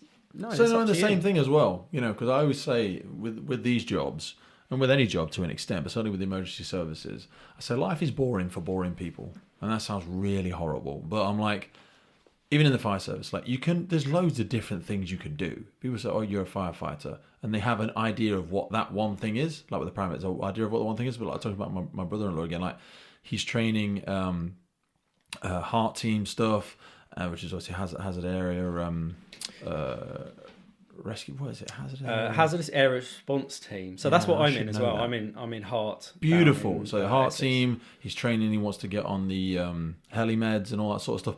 Same for me. I do international search and rescue. I do water rescue, rope rescue. Do all of those different aspects to it. There's lots of avenues you can take. Some you have to do for free. Some you might get paid for. Some might be being convenient. You might have to take some time off. You might have to take some time away from your family. But you are still holding the steering wheel if you want to. But you don't want to, you could do the same thing for 30 years. And I would struggle to do that. Like we said at the beginning of our conversation, that would be pretty cack for me. I would struggle, and I probably would become depressed. I probably would become disengaged in the job, disenchanted, and moaning about stuff, and moaning at paramedics, and moaning at the chiefs, and all this sort of stuff. And I'm like, you've given up the control of your life. You become a volunteer victim. Do you know what I mean? You have handed the steering wheel to somebody else. And guess what? They are not steering your boat. They're steering theirs. Okay? They've got their plan. Yeah. You don't fit into their plan. Okay? And if you do, they ain't got much plan for you as part of their plan. Doesn't make them a horrible person. But Brad's got his own life. Brad's got his own family. I've got my own family, yeah? I'm not going to... I always say people aren't against you, but they are for themselves.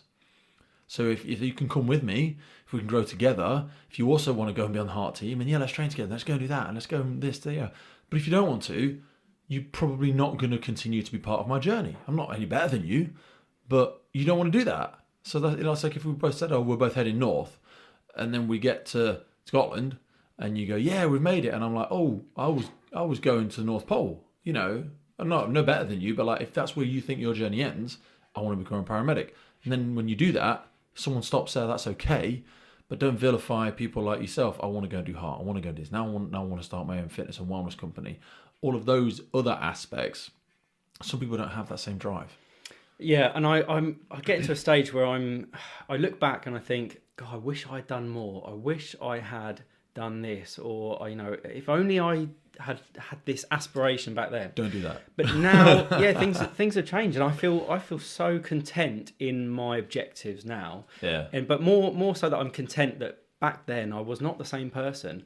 I would not have been able to do the job I do now when I was 18. Some people can do that. Some people at 18, they've got such a mileage on them that they can go straight into the ambulance service. In the police service, I don't know if they still do it now, but you could join the police at 18. There's no way, and I tried it, there's no way I would have been a good police officer at 18, 19. It would have not worked out. Yeah. But you can join the fire service when you're 18, but I think it's not good for a lot of... I think there's more firefighters that join at 18 that don't have long and rewarding careers because they've not done any other crap jobs. Do you know what I mean? Sometimes you need to go and stack shelves. You need to go and work in a warehouse to go, oh, this is shit. Yeah, I want to go do something I enjoy. If you just go straight into something and that's your base level, you can start to have a very twisted view of like, oh, this is rubbish. And I'm like, dude, have you ever worked a real job? Have you ever done like a real crap job? And they're like, no, I joined when I was 18. Well, then you've no real comparison. That's a bit of a problem. That's going to be a worry with the fact that to be a paramedic, you're going to need a degree. To get a degree, you need to go to university, which means a lot of people coming through as paramedics or newly qualified paramedics, as they're called, will be coming from university. So they've gone school, college, university, school, ambulance, then job. And there's some fantastic NQPs, there's some fantastic staff that we've got. The only thing that the trust might struggle with is this 22-year-old who's gone school, ambulance service. Yeah. Goes, when do we retire? 68. Yeah. Holy crap! I've got to do this. 40 years. Yeah. Can you imagine? They're and if they're the type of person that is going to fix their problem, they'll leave and they'll do something else. And if they've done 5-10 years, then that's great, and that's what I would probably recommend to people. But I think the average length is like 6 years now. I think that's the average. Yeah, because either burnout or I could just work in a GP surgery and not do nights or weekends. There's certain things that are going to take people away, and I say this a couple of times. The trust has got to make a decision whether they budget for that. And they have attrition and rollover, and people leave, and they just fund more people to come through, or they say, well, it's more beneficial for us to try and keep these staff. Yeah. And that's either going to be a money problem, where they go, well, we've got money, we'll just get more of them, or it's a patient problem where patients are not being looked after as well because the paramedics don't want to do their job anymore. Yeah. So, either it's financially motivated or it's end service user motivated. When you did the training for the HART team, what was that like? Just expand on that form for people that don't know anything about it. Yeah, so the HART team, Hazardous Area Response Team, we're kind of governed by another organisation, which is NARU, which is National Ambulance Resilience Unit, I think it is. The purpose of the HART team is to try and get a paramedic to a patient wherever they may be in the country. So as an example, someone falls down a hole, it's not fully safe to just send a paramedic down the hole unless they've got SWAR kit, which is working at height kit, ropes kit. So how do you get someone down there? And what the government has said to NARU and the ambulance service is, if a person is somewhere and they need clinical interventions, we need a paramedic to go there. They don't need to rescue them, they don't need to lift them out, get them out, they just need to be able to get clinical interventions of the highest possible care to that person. And that's where the HART team comes in. We're all people that have gone through ambulance training. Most of us are paramedics now, and advanced paramedics some areas. We're able to deliver care wherever that may be. So if it's high up, we have SWAR training. If it's in water, we're water rescue trained. So what they're trying to do is get that clinical care to any kind of place, which I think is great. It's a fantastic job. How often do you have to train for that? Because we obviously do because traditionally, and the way I've seen it, is you usually operate within our safe system of work. Where HART comes in, you often end up setting up your own safe systems of work, and sometimes that can be challenging. Just to try and get everybody singing on the same song sheet, because like I say, going into the hazardous area and treating the person is great. It will usually then be us that will extricate them out of that. So it's really important that we have that joint understanding of risk and that joint way of working. But I would have thought it's very difficult to maintain the training for you guys and girls as well. How often are you able to train? Because that's time off shift and everything again, isn't it? Yeah, I think you've really it's a really important thing, that training. We're really lucky in that we have a rolling rota of 7 weeks at my base. So you do 6 weeks of shifts. Of that, 2 weeks is relief, and then the final week is a training week. So we get 3 or 4 days, depending on how long the days are, just to do training. And we're not on shift there. We are as a training team. So someone else will cover our operational rota, and we are just training. So that means we get 3 or 4 full days to get as much training in as possible. We have managers that their job is to just be a training manager. We have individual instructors that that's their kind of chosen areas to do, either a SWAR instructor or a water instructor. So it all filters down and gets the responsibility is passed on. So we're so lucky that we get allocated time. So I guess it's 1/7 of our operational time is training, which I think is good. It could be better, but I don't think it's going to happen. There's a lot of talk. I remember a podcast, Jocko Willink was talking about training with the police service, and they aren't. You don't want to defund the police. You want to give them more money, more training, more abilities to get better. Yeah, I think he said something like 1/5 of the time. That's probably coming from special forces type territory, where if they're not operational on tours, they're training a lot. So we've got 1/7, which is great. I don't think we're going to get more than that, because it's a balance of, well, if you're not doing something, we need paramedics on the road. But we're so lucky to get allocated time. We've got great facilities. We're funded really well. We've got a slightly different budget than a normal ambulance service. It comes from NARU and a different kind of department of the government, I think. We've got working at height rigs. We've got water kit available to us. We've got kind of tunnels and systems. And every now and again, we'll go off to Wales or Cardiff or Lee Valley to do white water training. Yeah, and there's some great USAR rigs as well. So we get sent on a USAR course for 2 weeks. So we get to train at the Fire Service College on, I think it's Rig 5, which is incredible. I think there's one in Lincolnshire as well. Yeah, there is. Yeah. Training is really important. It's difficult to make sure we're covering all of it, in terms of some people want to do more of one thing than the other. But yeah, we've got good support from managers. International Search and Rescue? A little bit. I bang on about it all the time. I think that'd be a great thing to do, but my time at the moment is so thin on the ground. I would recommend, our job came up recently, I think I retweeted it and reposted it. If anyone is listening that's a HART paramedic that has thought about ISAR, I think you're the person to have a we could certainly connect a few people through. I mean, UK Med existed for a long period of time, and they had different doctors and paramedics and whatnot working within that, but it's still a really valuable skill set, and we still send medics out on every single deployment. So if people want to learn more about it and they want to get in contact, I think it's a really valuable thing to do. Yeah, you just have to be willing. You have to put your time in. There's a lot of training. I mean, even the USAR 1, the Urban Search and Rescue ones, they're usually 2 weeks, and they'll usually get put on a USAR 2 as well. And then all of the breaching and shoring and everything like that. A lot of the paramedics don't need to go on that level of training, but they have to have an awareness of it. But it's a great thing to get into, and I'm sure HART's a really interesting thing to be part of as well. Did you meet your missus in the job? Yes, what a cliche. Dude, there is some absolutely smoke screens in the paramedics that are out there. The women aren't bad as well, to be fair. But man, when we go to jobs, it's an absolute pleasure to work alongside some of the individuals that are there. So you guys met in the job? Yeah, so Georgina, my other half, I love her to bits, and 2 kids as well.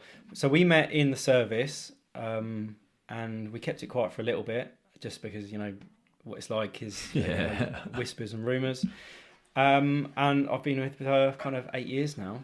Yeah. And I tell you what's really great working with someone in the same industry is they get it. Yeah. And people listening that are in services will understand, and people that are in the public area might quite not. But when you know you can go home and explain a clinical situation, and they go, oh yeah, no, that's a really difficult one, that one.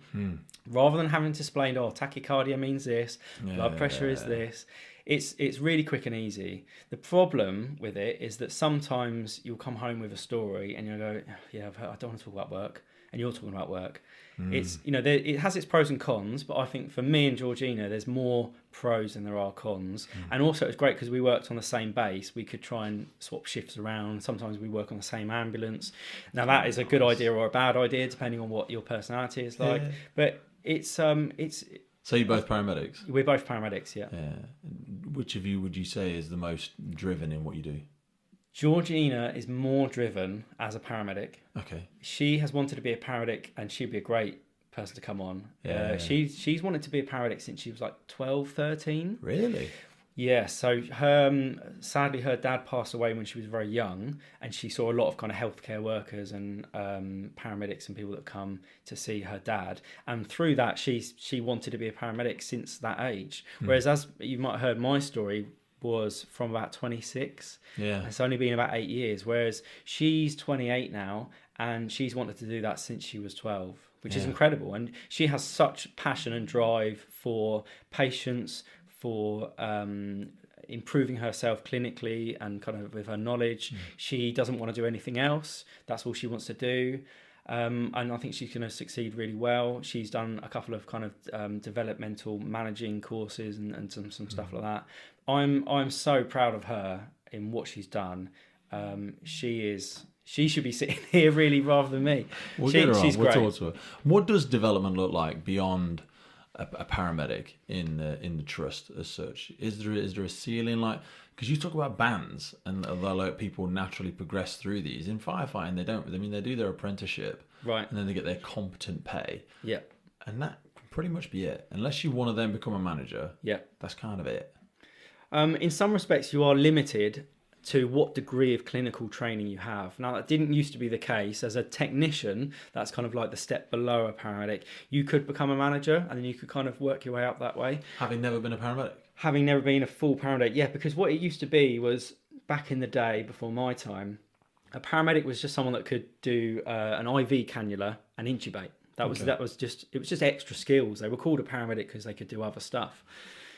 Whereas the bulk of the service was not a paramedic. They were emergency technicians or an ambulance person or things like that. So now it's kind of flipped on its head. The main clinical role, or the kind of the first big ticket, is the paramedic, and then after that you can become a critical care paramedic, you can become a manager, you can go off and do HEMS, things like that. So it is like the big... What's HEMS? So HEMS, Helicopter Emergency Medical Services. That's probably what you're on about, yeah. So that will be generally anyone on the helicopter, or more and more you're seeing them on cars now, where the weather isn't very good. If it's too sunny, if they've seen a cloud, they'll have to go on the car. Overnight, things like that. So some helicopters have got night vision capability. They can land and fly during the night, whereas some will use cars. But there is and there isn't scope to go elsewhere. Do you get a little bit more money every time then, I'm guessing? Because, again, my brother-in-law is like, and I'm going to get all these names wrong, so please correct me as I go, but like... That's right, I don't get offended. Searcher, we're sewing people up, I'm guessing. Searcher? Is it searcher? What do you sew people up? Suturing. That's what I said. Suturing. Stitches. Stitches. Yeah, it's just called... So suturing is a separate qualification? It's like a bolt-on module, okay. I think. Do you get paid more for it? It's so complicated. Is it? The difficult thing is to explain to someone who gets paid for what, how many roles there are, because I could count 5 or 6. You could get an ambulance, you could get a nurse, you could get a paramedic, you could get an urgent care paramedic, you can get a specialist paramedic, emergency care practitioner, intermediate ambulance practitioner, associate ambulance practitioner, emergency care support worker, emergency care assistant, ambulance care assistant. Wow. How do you deal with... Do they all look the same? Well, we all wear green. They all wear green. Have they got different things on the shoulders? Or so luckily most services make sure that your grade is printed on your epaulets now. Okay. What about drugs as well? Because I know he's done a few extra qualifications in different drugs you can give. But I'm assuming they're always on the ambulance. You're just obviously not supposed to use them if you're not qualified. That depends. Because they load up different drugs at the beginning of the shift, don't you? So in my service, we have a drug bag. It's a kind of square yellow neon bag, and that has most drugs that most of us will use. In the HART team, some of the scary stuff in it. Some of the stuff is scary. I mean, you can kill people with paracetamol if you give them enough of it, I suppose. But what's the crazy stuff that people carry? Unfortunately, we don't have. It's the back end of the question, but you know when people say, "Oh, they need sedating," can you just sedate them? You're going crazy. We need to sedate them. We don't have that in Australia and America. They do. Anesthetic, and I've had a few operations. Being an anaesthetist. Yes. It's like a whole different qualification, isn't it? That's a whole... You do your doctor degree, you That's do your a whole different other thing. stuff, and 20 years later, then you can do it. Because you're basically learning how to switch off part of the person's consciousness. You're paralysing someone, you're stopping them from breathing. You can really fast. You're giving them things like You ketamine. give them too much too quick. Which is like a drug where they think they're somewhere completely different, and you have to kind of guide them through a trip. How does that differentiate? I know I'm asking a million questions here, but No, throw them. Vets seem to use ketamine quite freely. Vets, do they have do we care less about animals? Do they still have to have the same qualification? Because they definitely can't give it to people. I mean, vets are super qualified. Yes, I've been to a vet that overdosed because he was taking drugs. Overdosed himself? He was taking drugs from his surgery, and he overdosed. But yeah, the way drugs work is they will work for humans and dogs and other animals. So it's great in that they kind of, as long as you've got the dose right and the right kind of quantity and the right type of drug, they are relatively spread out and you can use them for other people. That's all in what's that book that does all the dosing and stuff like that? The BNF is one book that does doses. They release it every 2 years or something, and keeps it all up to date. Hospitals usually use the BNF. We have the JR Calc, which covers our drugs. That's like the ambulance version. Quick reference guide. You have to know that much stuff that they used to say you need to know this inside and out. Now we've got apps, smaller pocket versions. The important thing with drugs, and every clinician that's listening is probably thinking this, is that every time you give a drug, you either hand it to someone else or you get someone else to check what you're doing, which is difficult when you're on your own, but then you need to do something to make you put on a different hat and say, is this the right thing? Is this correct? Is it the right thing? Switch your mindset, recheck again, yeah. Check again. Fresh eyes is a great term that they use in maternity. Someone that's never seen the patient before comes in, looks over everything, checks that you're doing the right thing and goes off again. But what they try and teach us now is for example, a vial of a drug, you would look at it and make sure it's the right dose and the right date and it's okay. Before you would hand it over and say, this is morphine, is that right? And they'll just look at it and go, yeah, I think it's morphine. Instead, if you hand that drug over and say, can you tell me what that drug is and if it's in date and what I should be using it for, then they are going to... Because otherwise you preload them with a bias, don't you? Preloaded bias. They're not going to read it quickly. You literally have to say, well, that's this and that. You can do that with a family member. I'm going to give your relative a drug. Can you tell me what is written on that vial? Do you do that? I haven't done that before, I don't think, but there's nothing wrong with it because can you just do it yourself though? If you're there on your own, yes, because you'll get people on cars, rapid response cars that are on their own. If you've got someone else, why would you not check? I mean, there was on Chicago Fire. You might have too much ego. Something happened on an episode that I was watching last night. Exactly the same thing happened. They picked it up, thought it was something, and it wasn't. With the drugs we carry, we don't carry very many of them because it's one bag, usually for one, maybe two patients. So it's very unlikely that we can give someone something that is going to kill them. Okay. Whereas HEMS, they do anaesthetising and all kinds of crazy things. So on HEMS, you'll get a doctor and a paramedic as a general rule. Wow. So you'll get a doctor that's done some pre-hospital training, as well as their old speciality, which sometimes is anaesthetics, which is great, or might be kind of like a bone doctor that's great with those kind of things. So they bring their own speciality, then they get through emergency, like pre-hospital emergency treatment. And at the moment, they're usually riding with one other paramedic or a doctor. So you get a crew of 2, crew of 3. They'll fly in with all the drugs, all the specialist kit, shiny helicopters. Do you or your partner have aspirations to do anything like that? Is that beyond Georgie the realm does. of... Yeah. That's in her field, is it? When you're in the ambulance service and you kind of look up above you, you see paramedic. If you're not a paramedic yet, that's a kind of aspiration for majority of people, but not all. My old crewmate doesn't want to be a paramedic. He's quite happy where he is.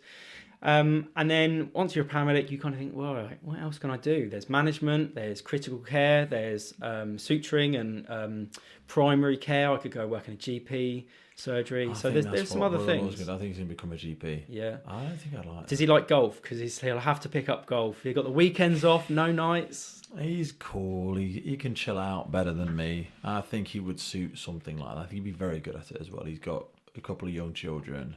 He's got great empathy. He's very patient. I think he'd be very good at it. But again, with his RAF background, I think he'd be great on HEMS. I think he would love that. Yeah. I don't know if my sister would enjoy him doing it as much. I think she's got an idea of like a quiet family life kind of thing. HEMS, from my limited understanding and my personal view, I think it takes a lot from you to begin with because you're still on shifts. You've got to learn more clinical ability. You are going to the worst jobs of the worst jobs all day. So burnout is a bit of a worry. Seeing lots of traumatic stuff, PTSD is an issue. But you're also working with a charity and they want a little bit from you as well. They would like you to go to some charity stuff. So for me, I'm, with Rescue Fit on the go, that's not something that I want to delve into. Yeah. Georgina hates flying. She can't go on an aircraft without holding on to the seat with dear life. She's getting past it a little bit. But we don't go flying very often thanks to COVID. Yeah. But although I love helicopters, and I think they're amazing, I could film and watch helicopters and fly them all day long, she would be scared to take up in a helicopter. So that's not an option. In some services, you can be a critical care paramedic without the helicopter. So you can either do that advanced training and go on a car, or you can do some extra training and go on a car that way.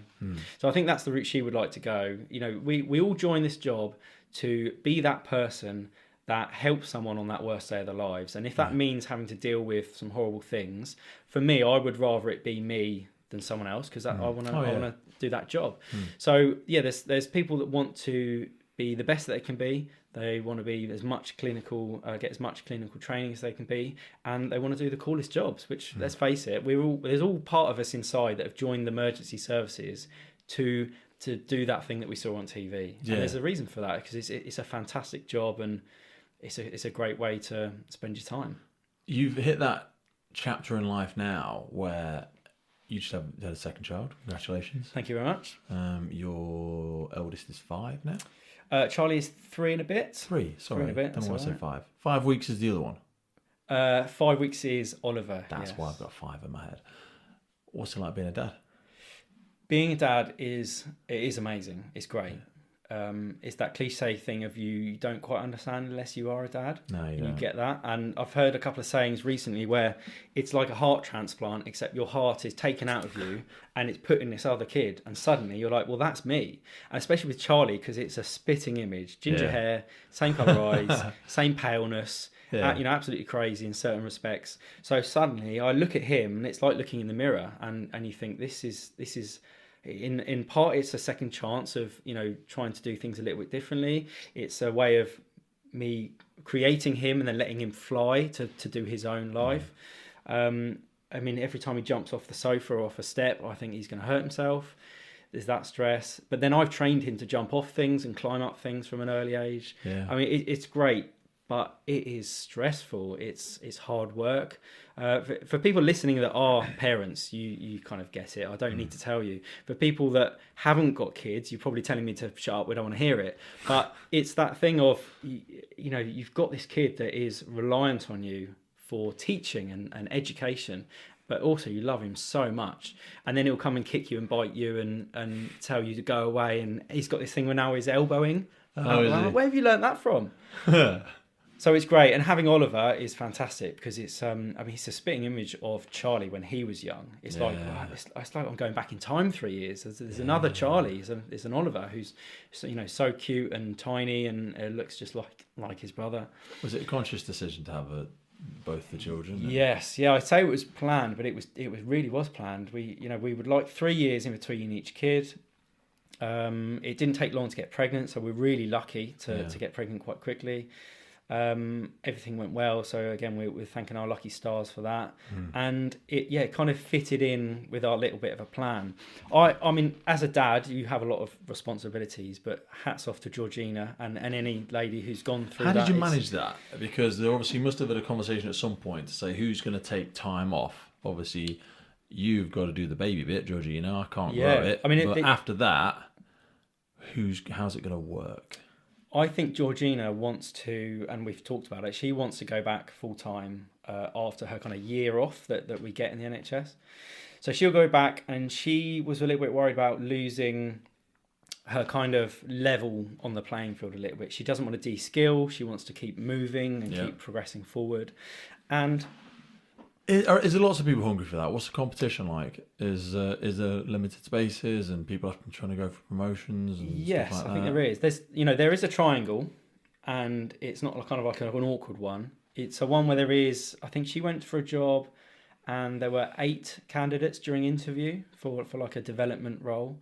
I remember when I joined, there were 4,000 applicants for 400 jobs. Okay, I think something like that.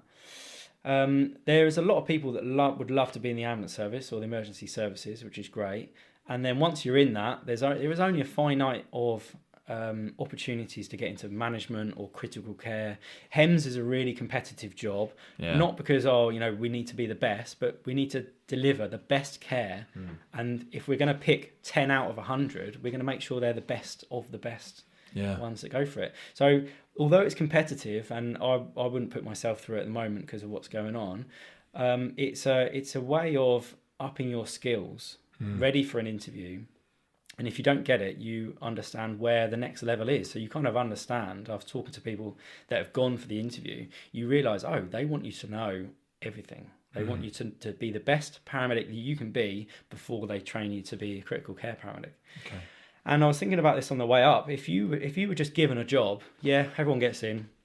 Yeah, you can do that. It's fine. We've got loads of people, loads of places. You would feel like you're just another person if you're funneled. Hollow victories. Yeah, and if you're put through an assessment, whether it be physical, clinical, knowledge, once you get through that, although it's very stressful to begin with, suddenly you go, I really deserve to be here. I was put through the most amount of stuff that I could be, and I deserve to be here. So I think it's warranted to have that kind of competitive and testing of ability in a way to get there. So she's taken that year off twice now, and she wants to do it again. Yes, at the moment things can change. It's early days, but she would love to have 3 kids. She's come from a family with lots of people and children in. Her sister's got lots of children, so whatever happens, I need to plan to make sure we've got the financial stability, emotional stability to have another kid, and I'm fine with that. I love kids, and it's the time is the issue, as we've probably spoken about before. We've got 3. It's a lot, How do you split your time up? How do you decide? How do you prioritise? Some massive age gaps in ours as well, so you have to be very intentional about you can't really do the same thing with everybody. Family days out and stuff like that kind of work, but it is focused around usually 2, if not 1 of them. And I always say children don't want a lot of your time, they want a lot of your attention. So when you're with them, be with them. I'm not as interested as I think I am. My daughter wants an hour or maybe a little bit more of intention, maybe less, of just intentional focus time with her, playing a game together, doing some homework together, doing a thing. And then again, you almost have to be disciplined to change gears and move on to the next child. And there's a very few things you can do together. Your boys are, age caps aren't too far apart, not as far as ours, but I think again, it's that, you have it with your partner. You might only have 40 minutes together at the end of the day. You've all been busy. You might get half an hour. So when you've got that half an hour, don't be on your fucking phone. Be present with that person. Ask yourself, what would 100% attention look like? Physically, emotionally, my body language. What would it look like if I give this person all of my attention? You'd be surprised how they respond if you can both give each other, just sit cross-legged on the bed opposite each other with your clothes on to start with, and just give that person 100% of your attention. Have a conversation. practice active listening, paraphrasing. Show that person you're listening to them. It doesn't take long to make a real impact. And I try and do that with my kids. Don't do it perfectly, I'm sure. I'm away working a lot, but I'll go into my daughter's room and we'll go into the den underneath the bed and we'll sit there and I give it all of my attention and try and ask open-ended, insightful questions. Don't ask closed questions. Was your day good? Yes, no. You know, did you do maths today? No one gives a fuck. Do you know what I mean? She doesn't give a fuck. Yeah? Ask questions. What was the best part of your day? What was something interesting you learned? Do you know what I mean? You know, who's your best friend at the minute? What are you enjoying about going to, just people know this shit, and this is obvious, probably sounds stupid listening to it, but I'm like, it needs reaffirming. Questions. I think it needs reaffirming because you get to a certain stage and children, work, other things, it just kind of, it melts a little bit of your day out a little bit. I definitely need to re-listen to what you're saying there because I think it is important and it's something that I need to work on, definitely. In our jobs, we ask a lot of closed questions intentionally because you need to siphon out information quickly to realize what's wrong, to be able to go through that decision-making process very quickly. Careful not bleed that into your private life. Do you know what I mean? Give it time. Let the person explore their answer is what I find personally most effective with people, certainly with my children, with the teams that I lead and stuff like that. Give them time, give them attention, guide them a little bit. But if people just Google open versus closed questions and challenge yourself, say, when I sit down for tea with my family tonight, I'm only going to ask open-ended questions. Just do it as yourself, just a little game. Yeah, it's hard. You'll realise how hard it is. Yeah. What people often do is they fear silence as well. So I'll go, Brad, what did you do today? And then before you've even answered, I'll go, did you do PE? What the fuck are you doing there? You just closed the question down. You just closed the question. And now they're just going to go, yeah or no. Yeah. No, they're not really engaging with me. Okay. What did you have for lunch? Did you have pizza again? Oh, no, stop. Just leave it. Ask the open-ended question and sit there in silence and let that person explore. It's the who, what, where, how, why, when. It's those questions. As obvious as it sounds, but just try it. I promise to people, you'd be surprised. It's hard. Because sometimes people feel like they're doing it wrong if someone's struggling to answer, but that's okay. It's because they're having to engage their brain to think of an answer. It's not just a yes/no response. I'll stop myself going too much further down a rabbit hole, but stuff like that is what I found most effective with my kids. And I find that in life as well, asking yourself better questions. If you ask a better question of yourself, you get a better answer.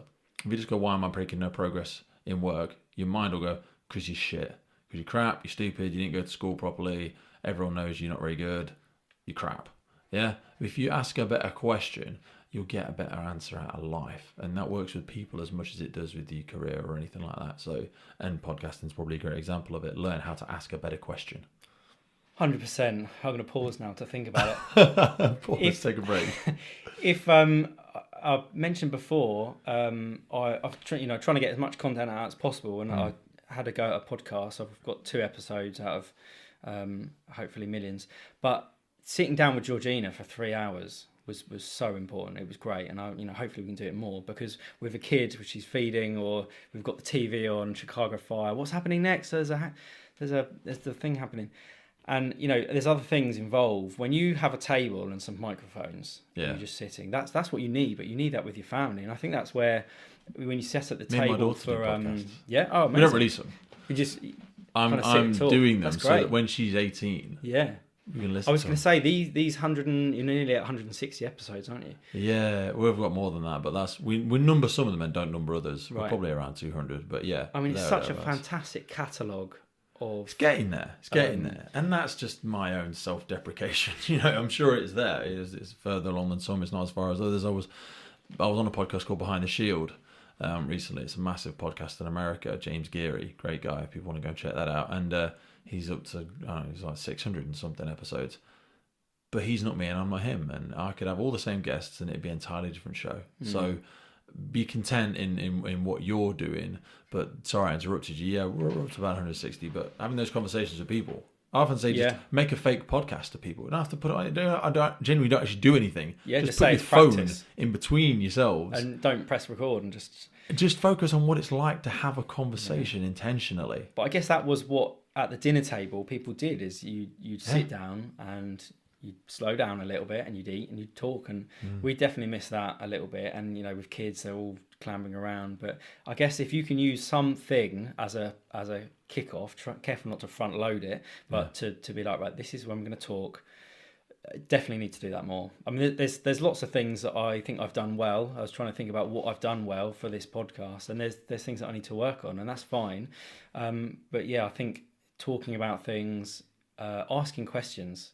Even if you gave me this sheet of paper, emailed it to me, and I just sat there and read it, this would help me loads with businesses and things. And if you were to send out a self-assessment form to people as like an employee thing, they would probably benefit from it. I mean, we all love filling out surveys online and stuff. It's self-reflection. It's self-reflection, self-awareness. Yeah. And I think if you get into a mode where that is a good thing, because when I was at school, I hated anyone giving me criticism or saying you didn't do that well, you need to do this differently. I took it as a personal attack, and that's where I felt short. But going back to what's going on in the education system, I hope that they're teaching people how to learn and teaching people how to accept criticism and critical thinking and how to better themselves. Well, I hope, if not, we'll have to do it ourselves for our kids.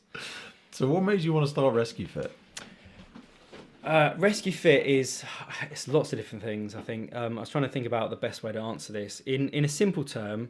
Our tagline is frontline functional fitness. So I want to be able to provide fitness training, fitness coaching, physical competency assessment, tuition and facilitation, lots of big words there, for people that either want to get into the emergency services or that are there at the moment and need a little bit of help with their fitness levels or even their health and well-being, if I can offer those services as well. There's a lot of them people. Yes. So how did you know it was A, something you wanted to be interested in, and B, how did you know it was a need? You can either think I can create this and find a market for it, or you can think there is a market for this, I'll create it. And whichever one you choose, I think it's all right. But for me, in the hazardous area response team in HART, we're assessed every 5 months on our physical fitness level. So it's called a PCA. Is there any fitness levels to become a normal paramedic? Do you actually do a fitness test? I think it's not really, I wouldn't say it's a fitness test personally. It's more of is your grip strength enough to hold this amount? Can you do touch your toes, strength, flexibility test?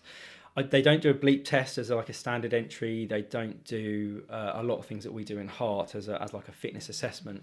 In some universities, they will have a proper, right, you've got to go up these stairs with this amount of bags and this amount of time. You've got to be able to do it. Your heart rate's got to be this and that. So it's it's creeping in a little bit, but it's nowhere near fire service level or police level, I think. I think the police have got to do a bleep test just as a standard officer. It's low, though. I mean, and ours is too low. Ours is too low. Ours is 8.6. 8.6, something like that now. So what do you think HART's is? So we do BA, but not very often. So I think it is 5.1, which is the same as the police general entry. Is that just over walking? It's a jog, but it's not. I'm perfectly fine with that. I think the last one I did was 9 or 10 on the bleep test. So it depends which way you look at it. If you're critically thinking, well, this should be a VO2 max kind of thing to test and to work out, or you can say, right, well, they need to be able to run. We don't run in the ambulance service, and that, especially with kids. So it's a little bit of a contention, but someone said we need to have a test to make sure our operatives are safe in the environment that we're going to send them. That means they need to be able to carry 24 kilograms, a BA set, plus other stuff if they're carrying things, especially if they're trying to lift a patient. They need to have a certain level of cardiovascular ability because they're going to be running up and down on jobs. It's a bit of the employer needs to make sure their operatives are safe, and then it's also we need to make sure our operatives can do a good job, or at least the base level. Do you have any annual health tests or anything like that? Like, I know things like BMI aren't really great metrics, but do they? No, so I'm not a big fan of BMI. No, but, it's crap. So in HART, every 5 months we have to do a PCA, so physical competency assessment. We've got to complete 4 or 5 scenarios. It used to be just one scenario within, say, 14, 15 minutes. But the new one is that we have to complete 5 or 6 scenarios. They're all kind of timed. They're all different kind of skill sets. And that was devised to kind of mimic what we're meant to be doing. So there's like a BA1, a ballistics type one, so a marauding terrorist attack one, so where we're wearing body armor and kit. So they're trying to recreate little scenarios to make sure we can do those things, and that's every 5 months. The ambulance service, you just got to get in, and as long as you've got a certain grip test, then you're okay. Really? That kind of because some of them are absolutely stunning, but there's some guys and girls that have completely let themselves go in the fire service and in the paramedics, but I think you just get away with it more so in the trust, because you don't we get annual fitness tests, they don't. And even ours aren't high enough. They still get some absolute mess of some people with physique of a melted wheelie bin. Some people, bless them, and I wouldn't have faith in them dragging me out of a building. It's a little bit both. I try to be careful with my words because I should probably do that. As someone that wants to try and train people as this new venture, I'm very empathetic and understanding. People want to do this job, and they've got other things that are getting in the way, and some people let themselves go. I'm very lucky that I've always had a thin frame, but I love eating crap. I love eating crisps, chocolate, loads of stuff. I'm just very lucky, I guess, in a way that I'm very thin frame. Although that gave me other insecurities, the other way of the scale. But at some point, you've got to say, the employer's got to say, for you to be safe and have good well-being in this job, you need to be of a certain standard. Yeah. The thing with the ambulance service is we drive somewhere to someone's house, we sit on the sofa while we ask them questions, then we put them on an ambulance and drive to hospital where we sit there for hours. So when people say, this job must keep you really active, it doesn't. It keeps our brain really active, and although that burns calories, we're still putting in too much probably than we're exerting. Yeah. Probably in that surplus most days. It's difficult because if you say, right, every now and again we're going to let you do some physical activity in the normal ambulance world, well then we've got calls going on. And this is the problem. You don't get gym time or anything, do you? HART we do, so we're on a base with gyms because we've got to pass a fitness assessment. So they've written that into the procedures and funding to allow us fitness equipment because we've got to do it every 5 months. What we don't get is allotted, like prioritised time, because that's not part of the scope of practice as a HART paramedic. Yeah. So we've got skills, we've got to do BA wares, things like that, but we don't have allocated gym time in our trust. Okay. Which I'd like to change, but because we're not busy all the time, we find time to go into the gyms. Whereas a normal ambulance paramedic or ambulance crew, they are out the door as soon as they signed on. They get a lunch break most of the time, although that's delayed. It could be at the wrong end of the day. Or they don't get a lunch break and they go home early because they have about half an hour at the end. But they're on the job all day, every day. I mean, you used to sign on an ambulance, come back a couple of times, get a drink, cup of tea, then go out again. People that I'm talking to now, they are out all day and they're driving all over the place, different areas of the counties. There is no time for physical fitness while getting paid. I thought of this thing the other day called Fitness Fridays. I'd love to be able to offer free fitness sessions for companies in my local area as long as their staff are being paid. So here's the thing. You need to get paid as well, though. You do. I know you got to do a lot for free to grow a business. I get that. I've done that. I did boot camps for 5 years. Just make sure at some point you got to do something for free to start with. Sorry, I don't want to sell myself short, but wouldn't it be great if I could? What you're doing is of value. What if I could convince companies that are just normal companies to send their staff out at 4 o'clock on a Friday, pay me maybe to run fitness sessions while they're getting paid. If they did it collectively, it won't cost them much. That one company gives you 20 quid, another company gives you 20 quid. That's it. It's fine. So that's an idea. But the basic premise is employees have to make sure that people have a good set of well-being while they're being paid on the job. If that extended to physical fitness and there is tangible benefits for them. There's a return on that investment. Yeah. It is massive. Team building. They send people. My mum's company. They have yoga instructors come in like 5 days a week. That sounds great. They have people come in and do things on site for their members of staff. And we're in one of my studies here, and I always work at a standing desk. and I have like a 20-minute timer. Every 20 minutes, I'll drop and do something. So you do like a 20-minute, 5-minute split? Yeah, or probably even 5 minutes off. It's usually just like 2 minutes. Just to change gears mentally, I will do something physical, and then I'll walk into the kitchen, get a drink, come back and do another 20 minutes. Yeah. It also makes me accountable to actually getting shit done, because I know I've only got 20 minutes to do it. Yeah. And the break's only small. It might be 30 press-ups, it might be whatever. It's not I'm not going to go do an hour's workout. I'll do that in the morning or whatever. But yeah, breaking your day up and splitting things. Otherwise, people just want people to be at work for 8 hours, but they're doing 8 hours of fuck all half the time, just trying to avoid the boss all goddamn day, and that's exhausting in itself. Versus, guys, get shit done this morning. You can go out and do half an hour's this, half an hour's that, and people might think that's micromanaging or it's insulting, but I think there's massive benefits in it, and people stay there longer. They'll be off sick less. They'll be off for stress less.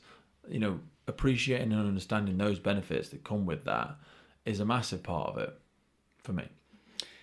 If I continue with this venture, which at the moment 100% on it and full steam ahead, if I can find a way of convincing big companies or even the NHS to, rather than think, well, we'll fix the problem once it's a problem, to look into back injuries, look into fitness levels, to prolong the staff. Because what I'm worried about, and some people are worried about, is retiring at 68 in the ambulance service and then dying within 5 years because the body's run on cortisol and adrenaline, or dying at the end of just before retirement, because you're running on. Most of them have been medically retired before that, just because their back and their body just gives out. So either they go, well, that's going to happen, we'll just get more people in, or they think, right, well, we've got to prolong our staff and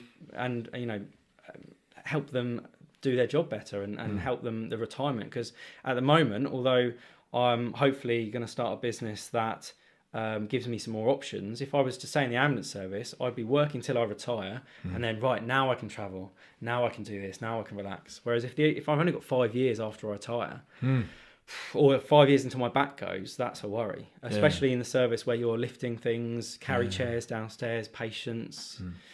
It's a worry. What are some of the areas that you think people could make some easy improvements in their life? Some of the habits or behaviours that people could have those marginal gains or even significant gains that wouldn't be too much of a ball ache to implement? Do you mean in like private, like in people their own in their time? day-to-day lives, whether that's Day-to-day. something they do at home or habits and behaviours, whether the way they eat, the way they drink, things that you see when you're on the job or things you see in the emergency services that would be low-hanging fruit for people. When we drive around and we need lunch, the easiest thing to do is to stop in at a garage and just pick up whatever you want. And it's kind of like impulse food. When you go shopping and you're hungry, so instead of using your shopping list, you go, well, I'll get that, but I'll also get all this stuff. This looks amazing. Yeah. It's you're driving around hungry and you're knackered and you need chocolate and sugar and caffeine to get you through the shift.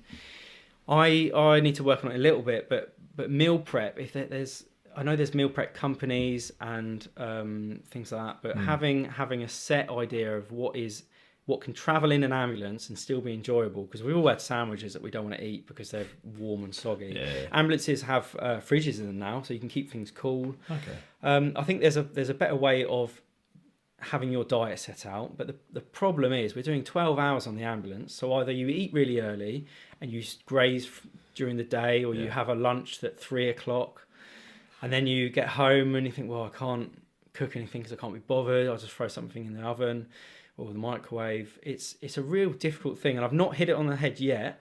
And as someone that wants to build a team rather than do everything myself, if I can find someone that's really on point with creating meal plans, creating habits, because that's what we are. We're constructs of our own habits. If we can find a way to help people on a 12-hour shift to keep their calories either maintenance or in a deficit, or surplus if they're building muscle, of course, or just to keep it where they want it to be. But as soon as you hit a night shift, I know what it's like. You think, I need caffeine, I need chocolate, because people are surviving their shifts. They're not doing their shifts or working them, they're surviving them. Yeah. Especially on an ambulance where you are out all night, every night. It used to be you get a couple of hours kip, 2 hours maybe, maybe an hour, maybe even half an hour on your lunch break. But at the moment, they're getting drilled, you know, and they're out all night. So to have to feed yourself during that, you know, part of me thinks this job isn't really very good for us. It's a fantastic, rewarding job, but night shifts, eating patterns. Yep. Where do you store your food? Thrown completely out of your natural cycle. You know, your body doesn't know when to rest, doesn't know when to sleep. It's eating is completely to shit. Your cortisol levels are all over the place. Testosterone depletion is terrible. You're completely out of sync from what you should be naturally. You know, when we think about that circadian rhythm, it's not built for it. You know, and there's so much studies gone into how much shift work shortens your lifespan. And also the act of being a frontline responder and the way in which we get tipped out. It's not just like when I used to work in a factory, it's that constant spike of adrenaline as well. Yeah. And you can get that fatigues and really damages people. And you can have that empathetic exhaustion as well. It's probably something I wanted to ask you about you and Georgina as well, to be fair. Mm-hmm. How do you maintain that muscle of empathy when you're both dealing with things on the front line, dealing with some really horrific and tragic incidents, just really sad stuff, you know, when you go to people's homes and they're in real socioeconomic depravity and just not got their shit together and life's coming apart at the seams. How do you then, maybe, you know, I should definitely sit down with Georgina because it's maybe a question for her, not that she's better or worse than you, but like women tend to be more empathetic. But like when I hear girls having conversations, if one of them works in the emergency services, I think they must struggle to talk to their mate, Sarah or whatever, about like, oh yeah, you know, I've got this friend at work and she's not very nice to me and she like doesn't invite me to lunch. And Johnny would be like, fuck is this? Yeah, you know, this fucking is pointless, there's first world mediocre problems. bullshit. You know what I mean? I struggle just talking to anybody about that sort of stuff. How do you guys deal with that? Do you have many friends that aren't in the emergency services? Do you socialise with people that have other, again, they're no better or worse problems, but you're dealing with life and death every day? The short answer is we don't socialise with many people that aren't in that circle. Not because we filter them out, because we don't, you know, it doesn't work. It's more because when you've only got a certain amount of time on your plate, what goes out is certain things, and it's easier to socialise with people that are off the same time as you, so the other shift workers, people that work at your base, people that understand it a little bit. Get it a bit, yeah. So, you know, our circle of friends involves paediatric nurses, other paramedics, policemen. A lot of people, the other thing is that they date people in other services. So you'll have a good friend that's a paramedic that you've gone through training with, and they're with a fireman or they're with a policeman. So you kind of end up in this blue light community. You keep saying that. You've got to say firefighter. So that's me being that guy. You keep saying fireman. Yeah, I know. It's a really good point, and bring me up as much as you can, because as much as people say woke and PC, we've got to start changing. It's an easy low hanging fruit. Well, it's a bit like ambulance driver, so that's one off. Yeah, it probably is. I would love, sincerely, let's try and hook it up at some point. I would love to sit with a couple of girls that work as nurses and paramedics, and really have that, because I've done it with firefighters, and I just think it'd be a totally different lens of the job from them. I'd love to sit down. We'll have to hook that up at some point afterwards. I wanted to ask you about how you've managed to build the confidence to be public with trying to start a business and stuff like that, because that is one of the things that really stops people from doing it, putting themselves out there, feeling like a dick, feeling like people are going to laugh at them, take the piss out of them, all that sort of stuff. How have you dealt with that? Has it been a challenge for you? Like you said, when you were a kid, you did some stage stuff, but I imagine, like you said, you were a long-haired ginger kid. You know, there will have been stigmas attached to that. Yeah, definitely was. I was trying to think back, you know, has it always been this? Have there been lows and ebbs of what's gone on? I think I remember when I was in little school, so, you know, primary school, I was pretty loud and pretty out there. Secondary school hit me because I was small and thin and, you know, ginger. That's just the way that is. I think I got it back again with music. I think, although I was only there for a couple of years, music really saved me in terms of bringing my character back out again.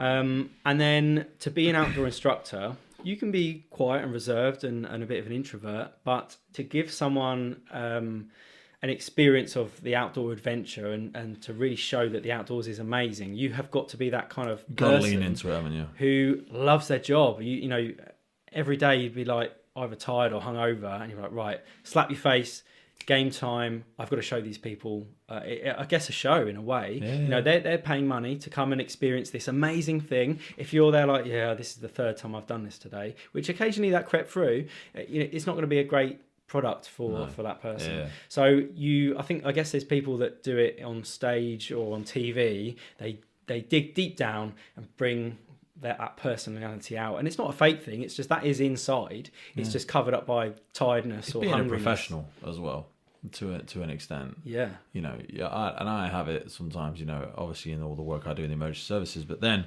I mean we've sat straight now for 2.5 hours nearly. You know, non-stop, and that's you've got to genuinely be interested in somebody to be able to do that. And it's not me blowing my own horn. There's people who do this far better than I do, but that's not easy. And when people are dealing with all their own stuff, that's why I think when you saw the explosion of podcasts through COVID, so many people of that will drop off. A, because it's a hell of a workload, and B, because you've got to really be interested in it. You've got to really care about it. But for you, putting yourself out there publicly social to do media, something like this. I mean, it's TV used to be the thing, but it's not that now. It's YouTube. It's, you know, that is the front face of media. Yeah. Although it's partly necessity, I think you'd really struggle to run a kind of venture without the massive advantage of social media and having content. I think I enjoy it as well. So before Rescue Fit Media, I had a YouTube channel called Chalk Bag Blues. That was to do with rock climbing. Chalk Bag Blues is where, you know, you climb something and you didn't do so good. You know, it's like the blues element. Yeah. But Chalk Bag Blues was, I could do this YouTube thing to either earn revenue or followers, or, you know, just start some kind of momentum and use that as, you know, who knows, something new, something where I could. So you've always had a little bit of an entrepreneurial itch.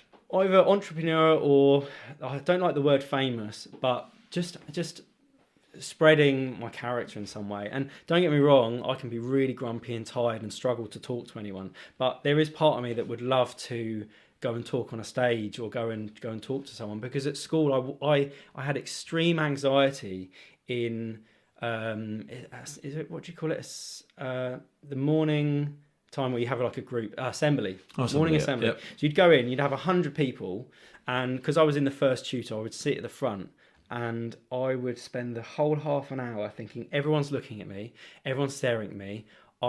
If I move, someone's going to see that I'm moving. So extreme anxiety of like social interaction. And that carried through most of secondary school until, as I said earlier, I just gave up caring. But it really hindered me. So to go from that to, the first thing you do as an outdoor instructor is talk to 10 people, right? Yeah. This is the session. Then you start moving forward a little bit in your kind of seniority and you do the safety brief. So you're talking to 20 or 30 people, and then moving up to talking to 100 people, I think at its most, or, 100 and 150 people. And as I moved up to operations manager, I'd have 30 staff working under me. So to go from that socially inept kind of high anxiety person to then bring out that 10-year-old again, that kind of 6-year-old of me, is great. And I feel that in me, and I'm quite happy to put myself on YouTube, on social media. Of course, I don't want to look like a dick. No one does, but it gets to it. We all do that. It gets to a point where know you think, your audience. That's all. At some point you're going to say something a little bit silly. Someone's not going to agree with it. You either embrace it and use it to your advantage, which is the main thing. I think it's a real big advantage. Or you don't, and that's fine either way. There's a lot of people I know that aren't on Facebook at all, and that reminds me of when I was on MySpace. Yeah, Facebook turned up, and I was like, I don't need that. I don't need Facebook. I've got MySpace. Yeah, I don't need a better phone. I text. That's fine. And it gets to the point where you think, well, I don't need it, and then everyone else is on it. Either you give in and join, or you don't, and both is fine. Yeah. And going back to what I used to think of myself, I'm quite content with how I was before, but now I want to be something different. I want to be, I am a wantrepreneur. I'm not an entrepreneur just yet. I want to be an entrepreneur. I want to create businesses. I want to create a team that we work together for like a group purpose, which is to provide this service, Rescue Fit, to everyone in the community and the public. So I guess I'm quite happy to be online. Yeah. I think as we said about children becoming online, and they have their own they call it personal brand now. You've got to be careful in some respects, but I think in others it's a great opportunity to meet other people, get your opinion across. And in terms of Rescue Fit, for me, content is really big and key to try and get as much kind of time in front of people so that they get to trust me. There was something the other day I heard where if you build 7 hours of what they call trust in inverted comments, so you might have like a post about something. You might be like, "Oh, I work in the ambulance service and this is happening," or a tweet that, "Oh, I agree with that. So that's a really good thing."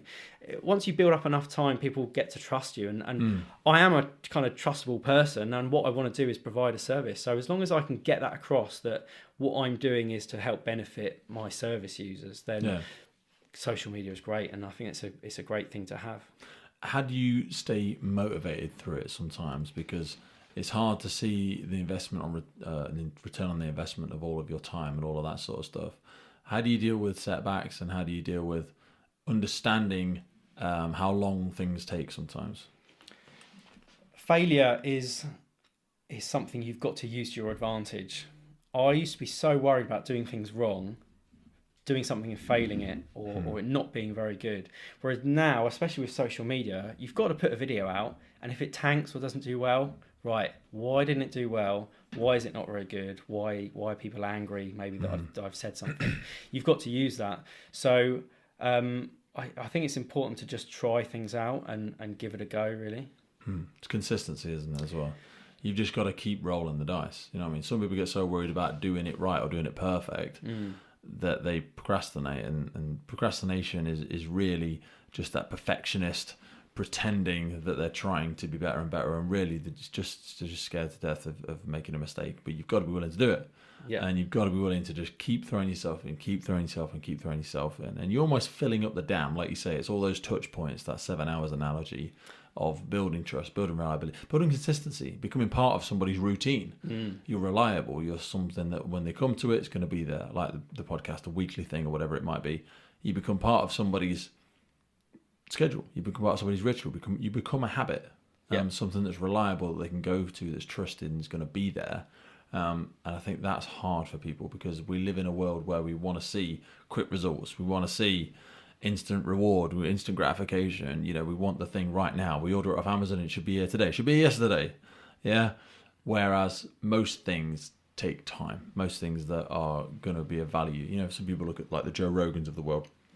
I don't know, 10 something ridiculous years. Longer than that, I think they've been doing the podcast now. Yeah. It's that analogy, as we said at the beginning of our conversation about the musician. It's the 10-year overnight success. You've just got to keep filling up the dam and putting yourself in a million different situations where you have an opportunity to demonstrate your values, demonstrate your morals, and have the patience to be able to say the same message again and again and again and again and again, because it's going to be heard in a different way, in a different fashion, by a different person every single time. But going back to your other question about free content in a way, I definitely listened to someone that was producing some really great rock climbing content, and I'd be like, "Oh, when's the next podcast out? When's the next thing out so I can get more information?"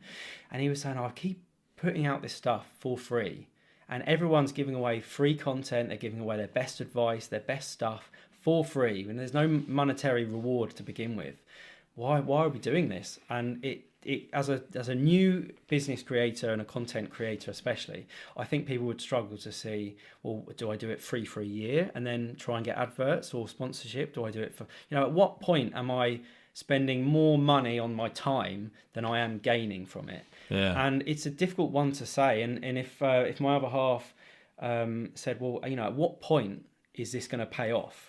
I would struggle to say when. I've got short-term goals to make sure it will work for us. But for someone that's starting content creation, it's such a buzzword at the moment, or someone that is giving up their time to create something, create momentum, it is a very difficult line to say, well, hold on a minute, at what point do I pull the pin and say this isn't working, I need to move on to something else? But consistency, quality, but like building up quality, I think is really important. Yeah. So if I film a random video and put it online, if it's really poor quality, at least I'm trialing things and experimenting and getting it going. But I remember my first video on my other channel, I wrote a script. I had a storyboard, so I'll have these shots here, and I'll have the camera angle here, and then I'll have an intro, a hook, a start, middle, finish, and then I'll have an outro, and then I might have credits, or I might have. And to be honest, that 5-minute video, although it was produced really well, I reckon, all that information could have been a 30-second clip. And that's at the moment, things change so quickly. Between YouTube being 10 minutes is the best time, to, hold a minute, 10 seconds is going to get you more views now. And, you might think, right, this is important. This is what's going to get loads of reaction and views. I posted something a couple of weeks ago that I thought, right, I can't think of what to post. I found this random video of a helicopter. I'll chuck it on, and it's now got 2 million views, 10 million views, like TikTok 5 million and Instagram 5 million. Yeah, I'm like, why are people watching this? I don't understand. It's just a random video. So you can never quite understand exactly what's going to hit, but you can slowly build up and consistency, and just putting yourself out there, I guess. But that goes with not just social media. If you're trying to get into the emergency services, and this is a big one for anyone listening that wants to get somewhere, if you don't apply in the first place, you're never going to even get feedback on why you didn't get in, let alone get in at all. You've got to consistently apply for different jobs, apply for different things that you want, and at some point, if you need some help, get it. But at some point, you'll get through, and you'll get that dream job that we both now do. Man, I love it. I'm really excited about the next sort of 30 years of my life. I feel like I've made so many mistakes, successes, failures, all that sort of stuff over the last sort of 20 years. Super stoked, super fucking stoked. I feel so lucky of how young I still feel like I am. I'm 33, and I still feel like I'm a baby. I'm so excited. I've made some mistakes with my body, but I've made it through, so I'm lucky. I can keep doing a lot of stuff. I've learned a lot of stuff. I've got the energy, I've got the excitement, I've got the drive. I'm hungry for it. I'm fucking hungry for it. And I really enjoy it. It's a drug, isn't it? It's a drug. I was thinking on the way up, I'm thinking, what can I talk about? And I'm like, you know what? This is a drug. Caffeine's a drug. I need that quite a lot at the moment. But in terms of what is buzzing my brain at the moment, I am so excited to be on this journey. I'm so excited to meet yourself. I'm so excited that I've got this thing going on. I mean, I've got 2 kids at home. That is a huge, big deal for me, and I love them so much. And to mold them into the best thing I can think they can be is amazing. But to also have this other kind of venture, this thing going on, is fantastic. And this is part of molding them as well, though, because I always say, your kids don't just learn with their ears; they learn with their eyes. You telling them work hard, do this, do that, whatever, they will fucking watch you. They will see what you're doing. He's always on the computer. He's always doing something, filming. Where's Daddy today? What's Daddy doing? Oh, Daddy's doing this, and Daddy will come down. I can tell you about it. And I've been off and done my travels and gone down to London and interviewed this person. Or the kids have come and seen the gyms that we've owned, and they've come and worked at the pizza vans that we've had, and they've done all of that stuff with us. And some of it they'll be like, "Oh fucking, do you remember when we did that? And do you remember when you had that thing?" And I'll be like, "God, I remember that." And can't believe I did that. Yeah, can't believe we tried Lily. that.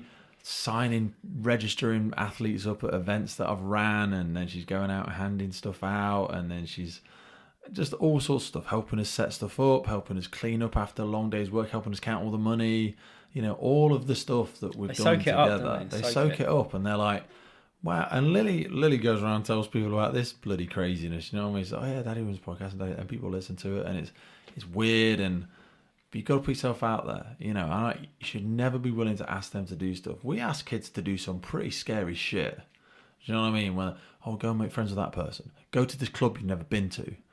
Go and learn this thing you know nothing about. It's fucking scary shit. You know what I mean? When did you, not you, but you know what I mean, the parents should be like, when did you become someone that doesn't need to do that? When did you pass the course that said you don't have to learn no more?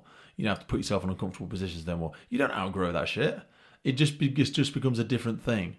So whether that's Georgina pushing herself in a career or having a family and growing in her life in that way, there's always something else where you can jump back into that river of growth, and you need to start swimming again. You've got to start growing. You've got to start climbing again.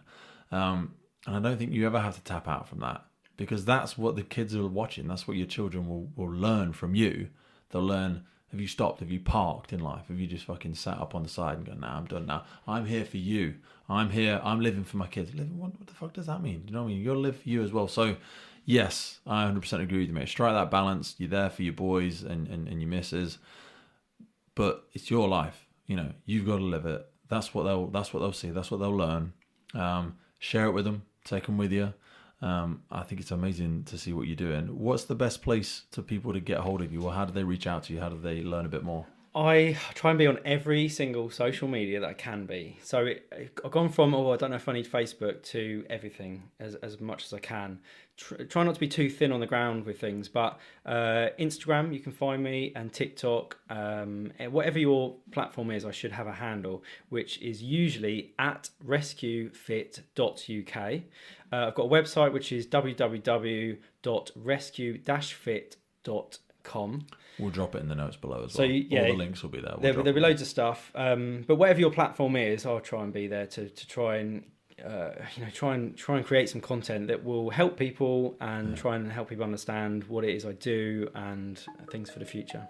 Dude, I sincerely would look forward to sitting down together in like a year's time and talking again and seeing what adventures you've taken and seeing where things have gone. Yeah, I'd love to come back. It's great. Beautiful. Thank you for your time, man. Thank you, buddy. Firefighters Podcast is a global podcast seeking to develop, inspire, and motivate the world of the emergency services operators. Through a series of wide-ranging conversations celebrating those within our sector, we seek to encourage and support this incredible group of people. It's brought to you by myself, operational firefighter Pete Wakefield, and I speak with individuals from all walks of life who I sincerely believe can add value to or develop those who have chosen this life path. Please support your emergency services wherever you are in the world, and thank you for listening.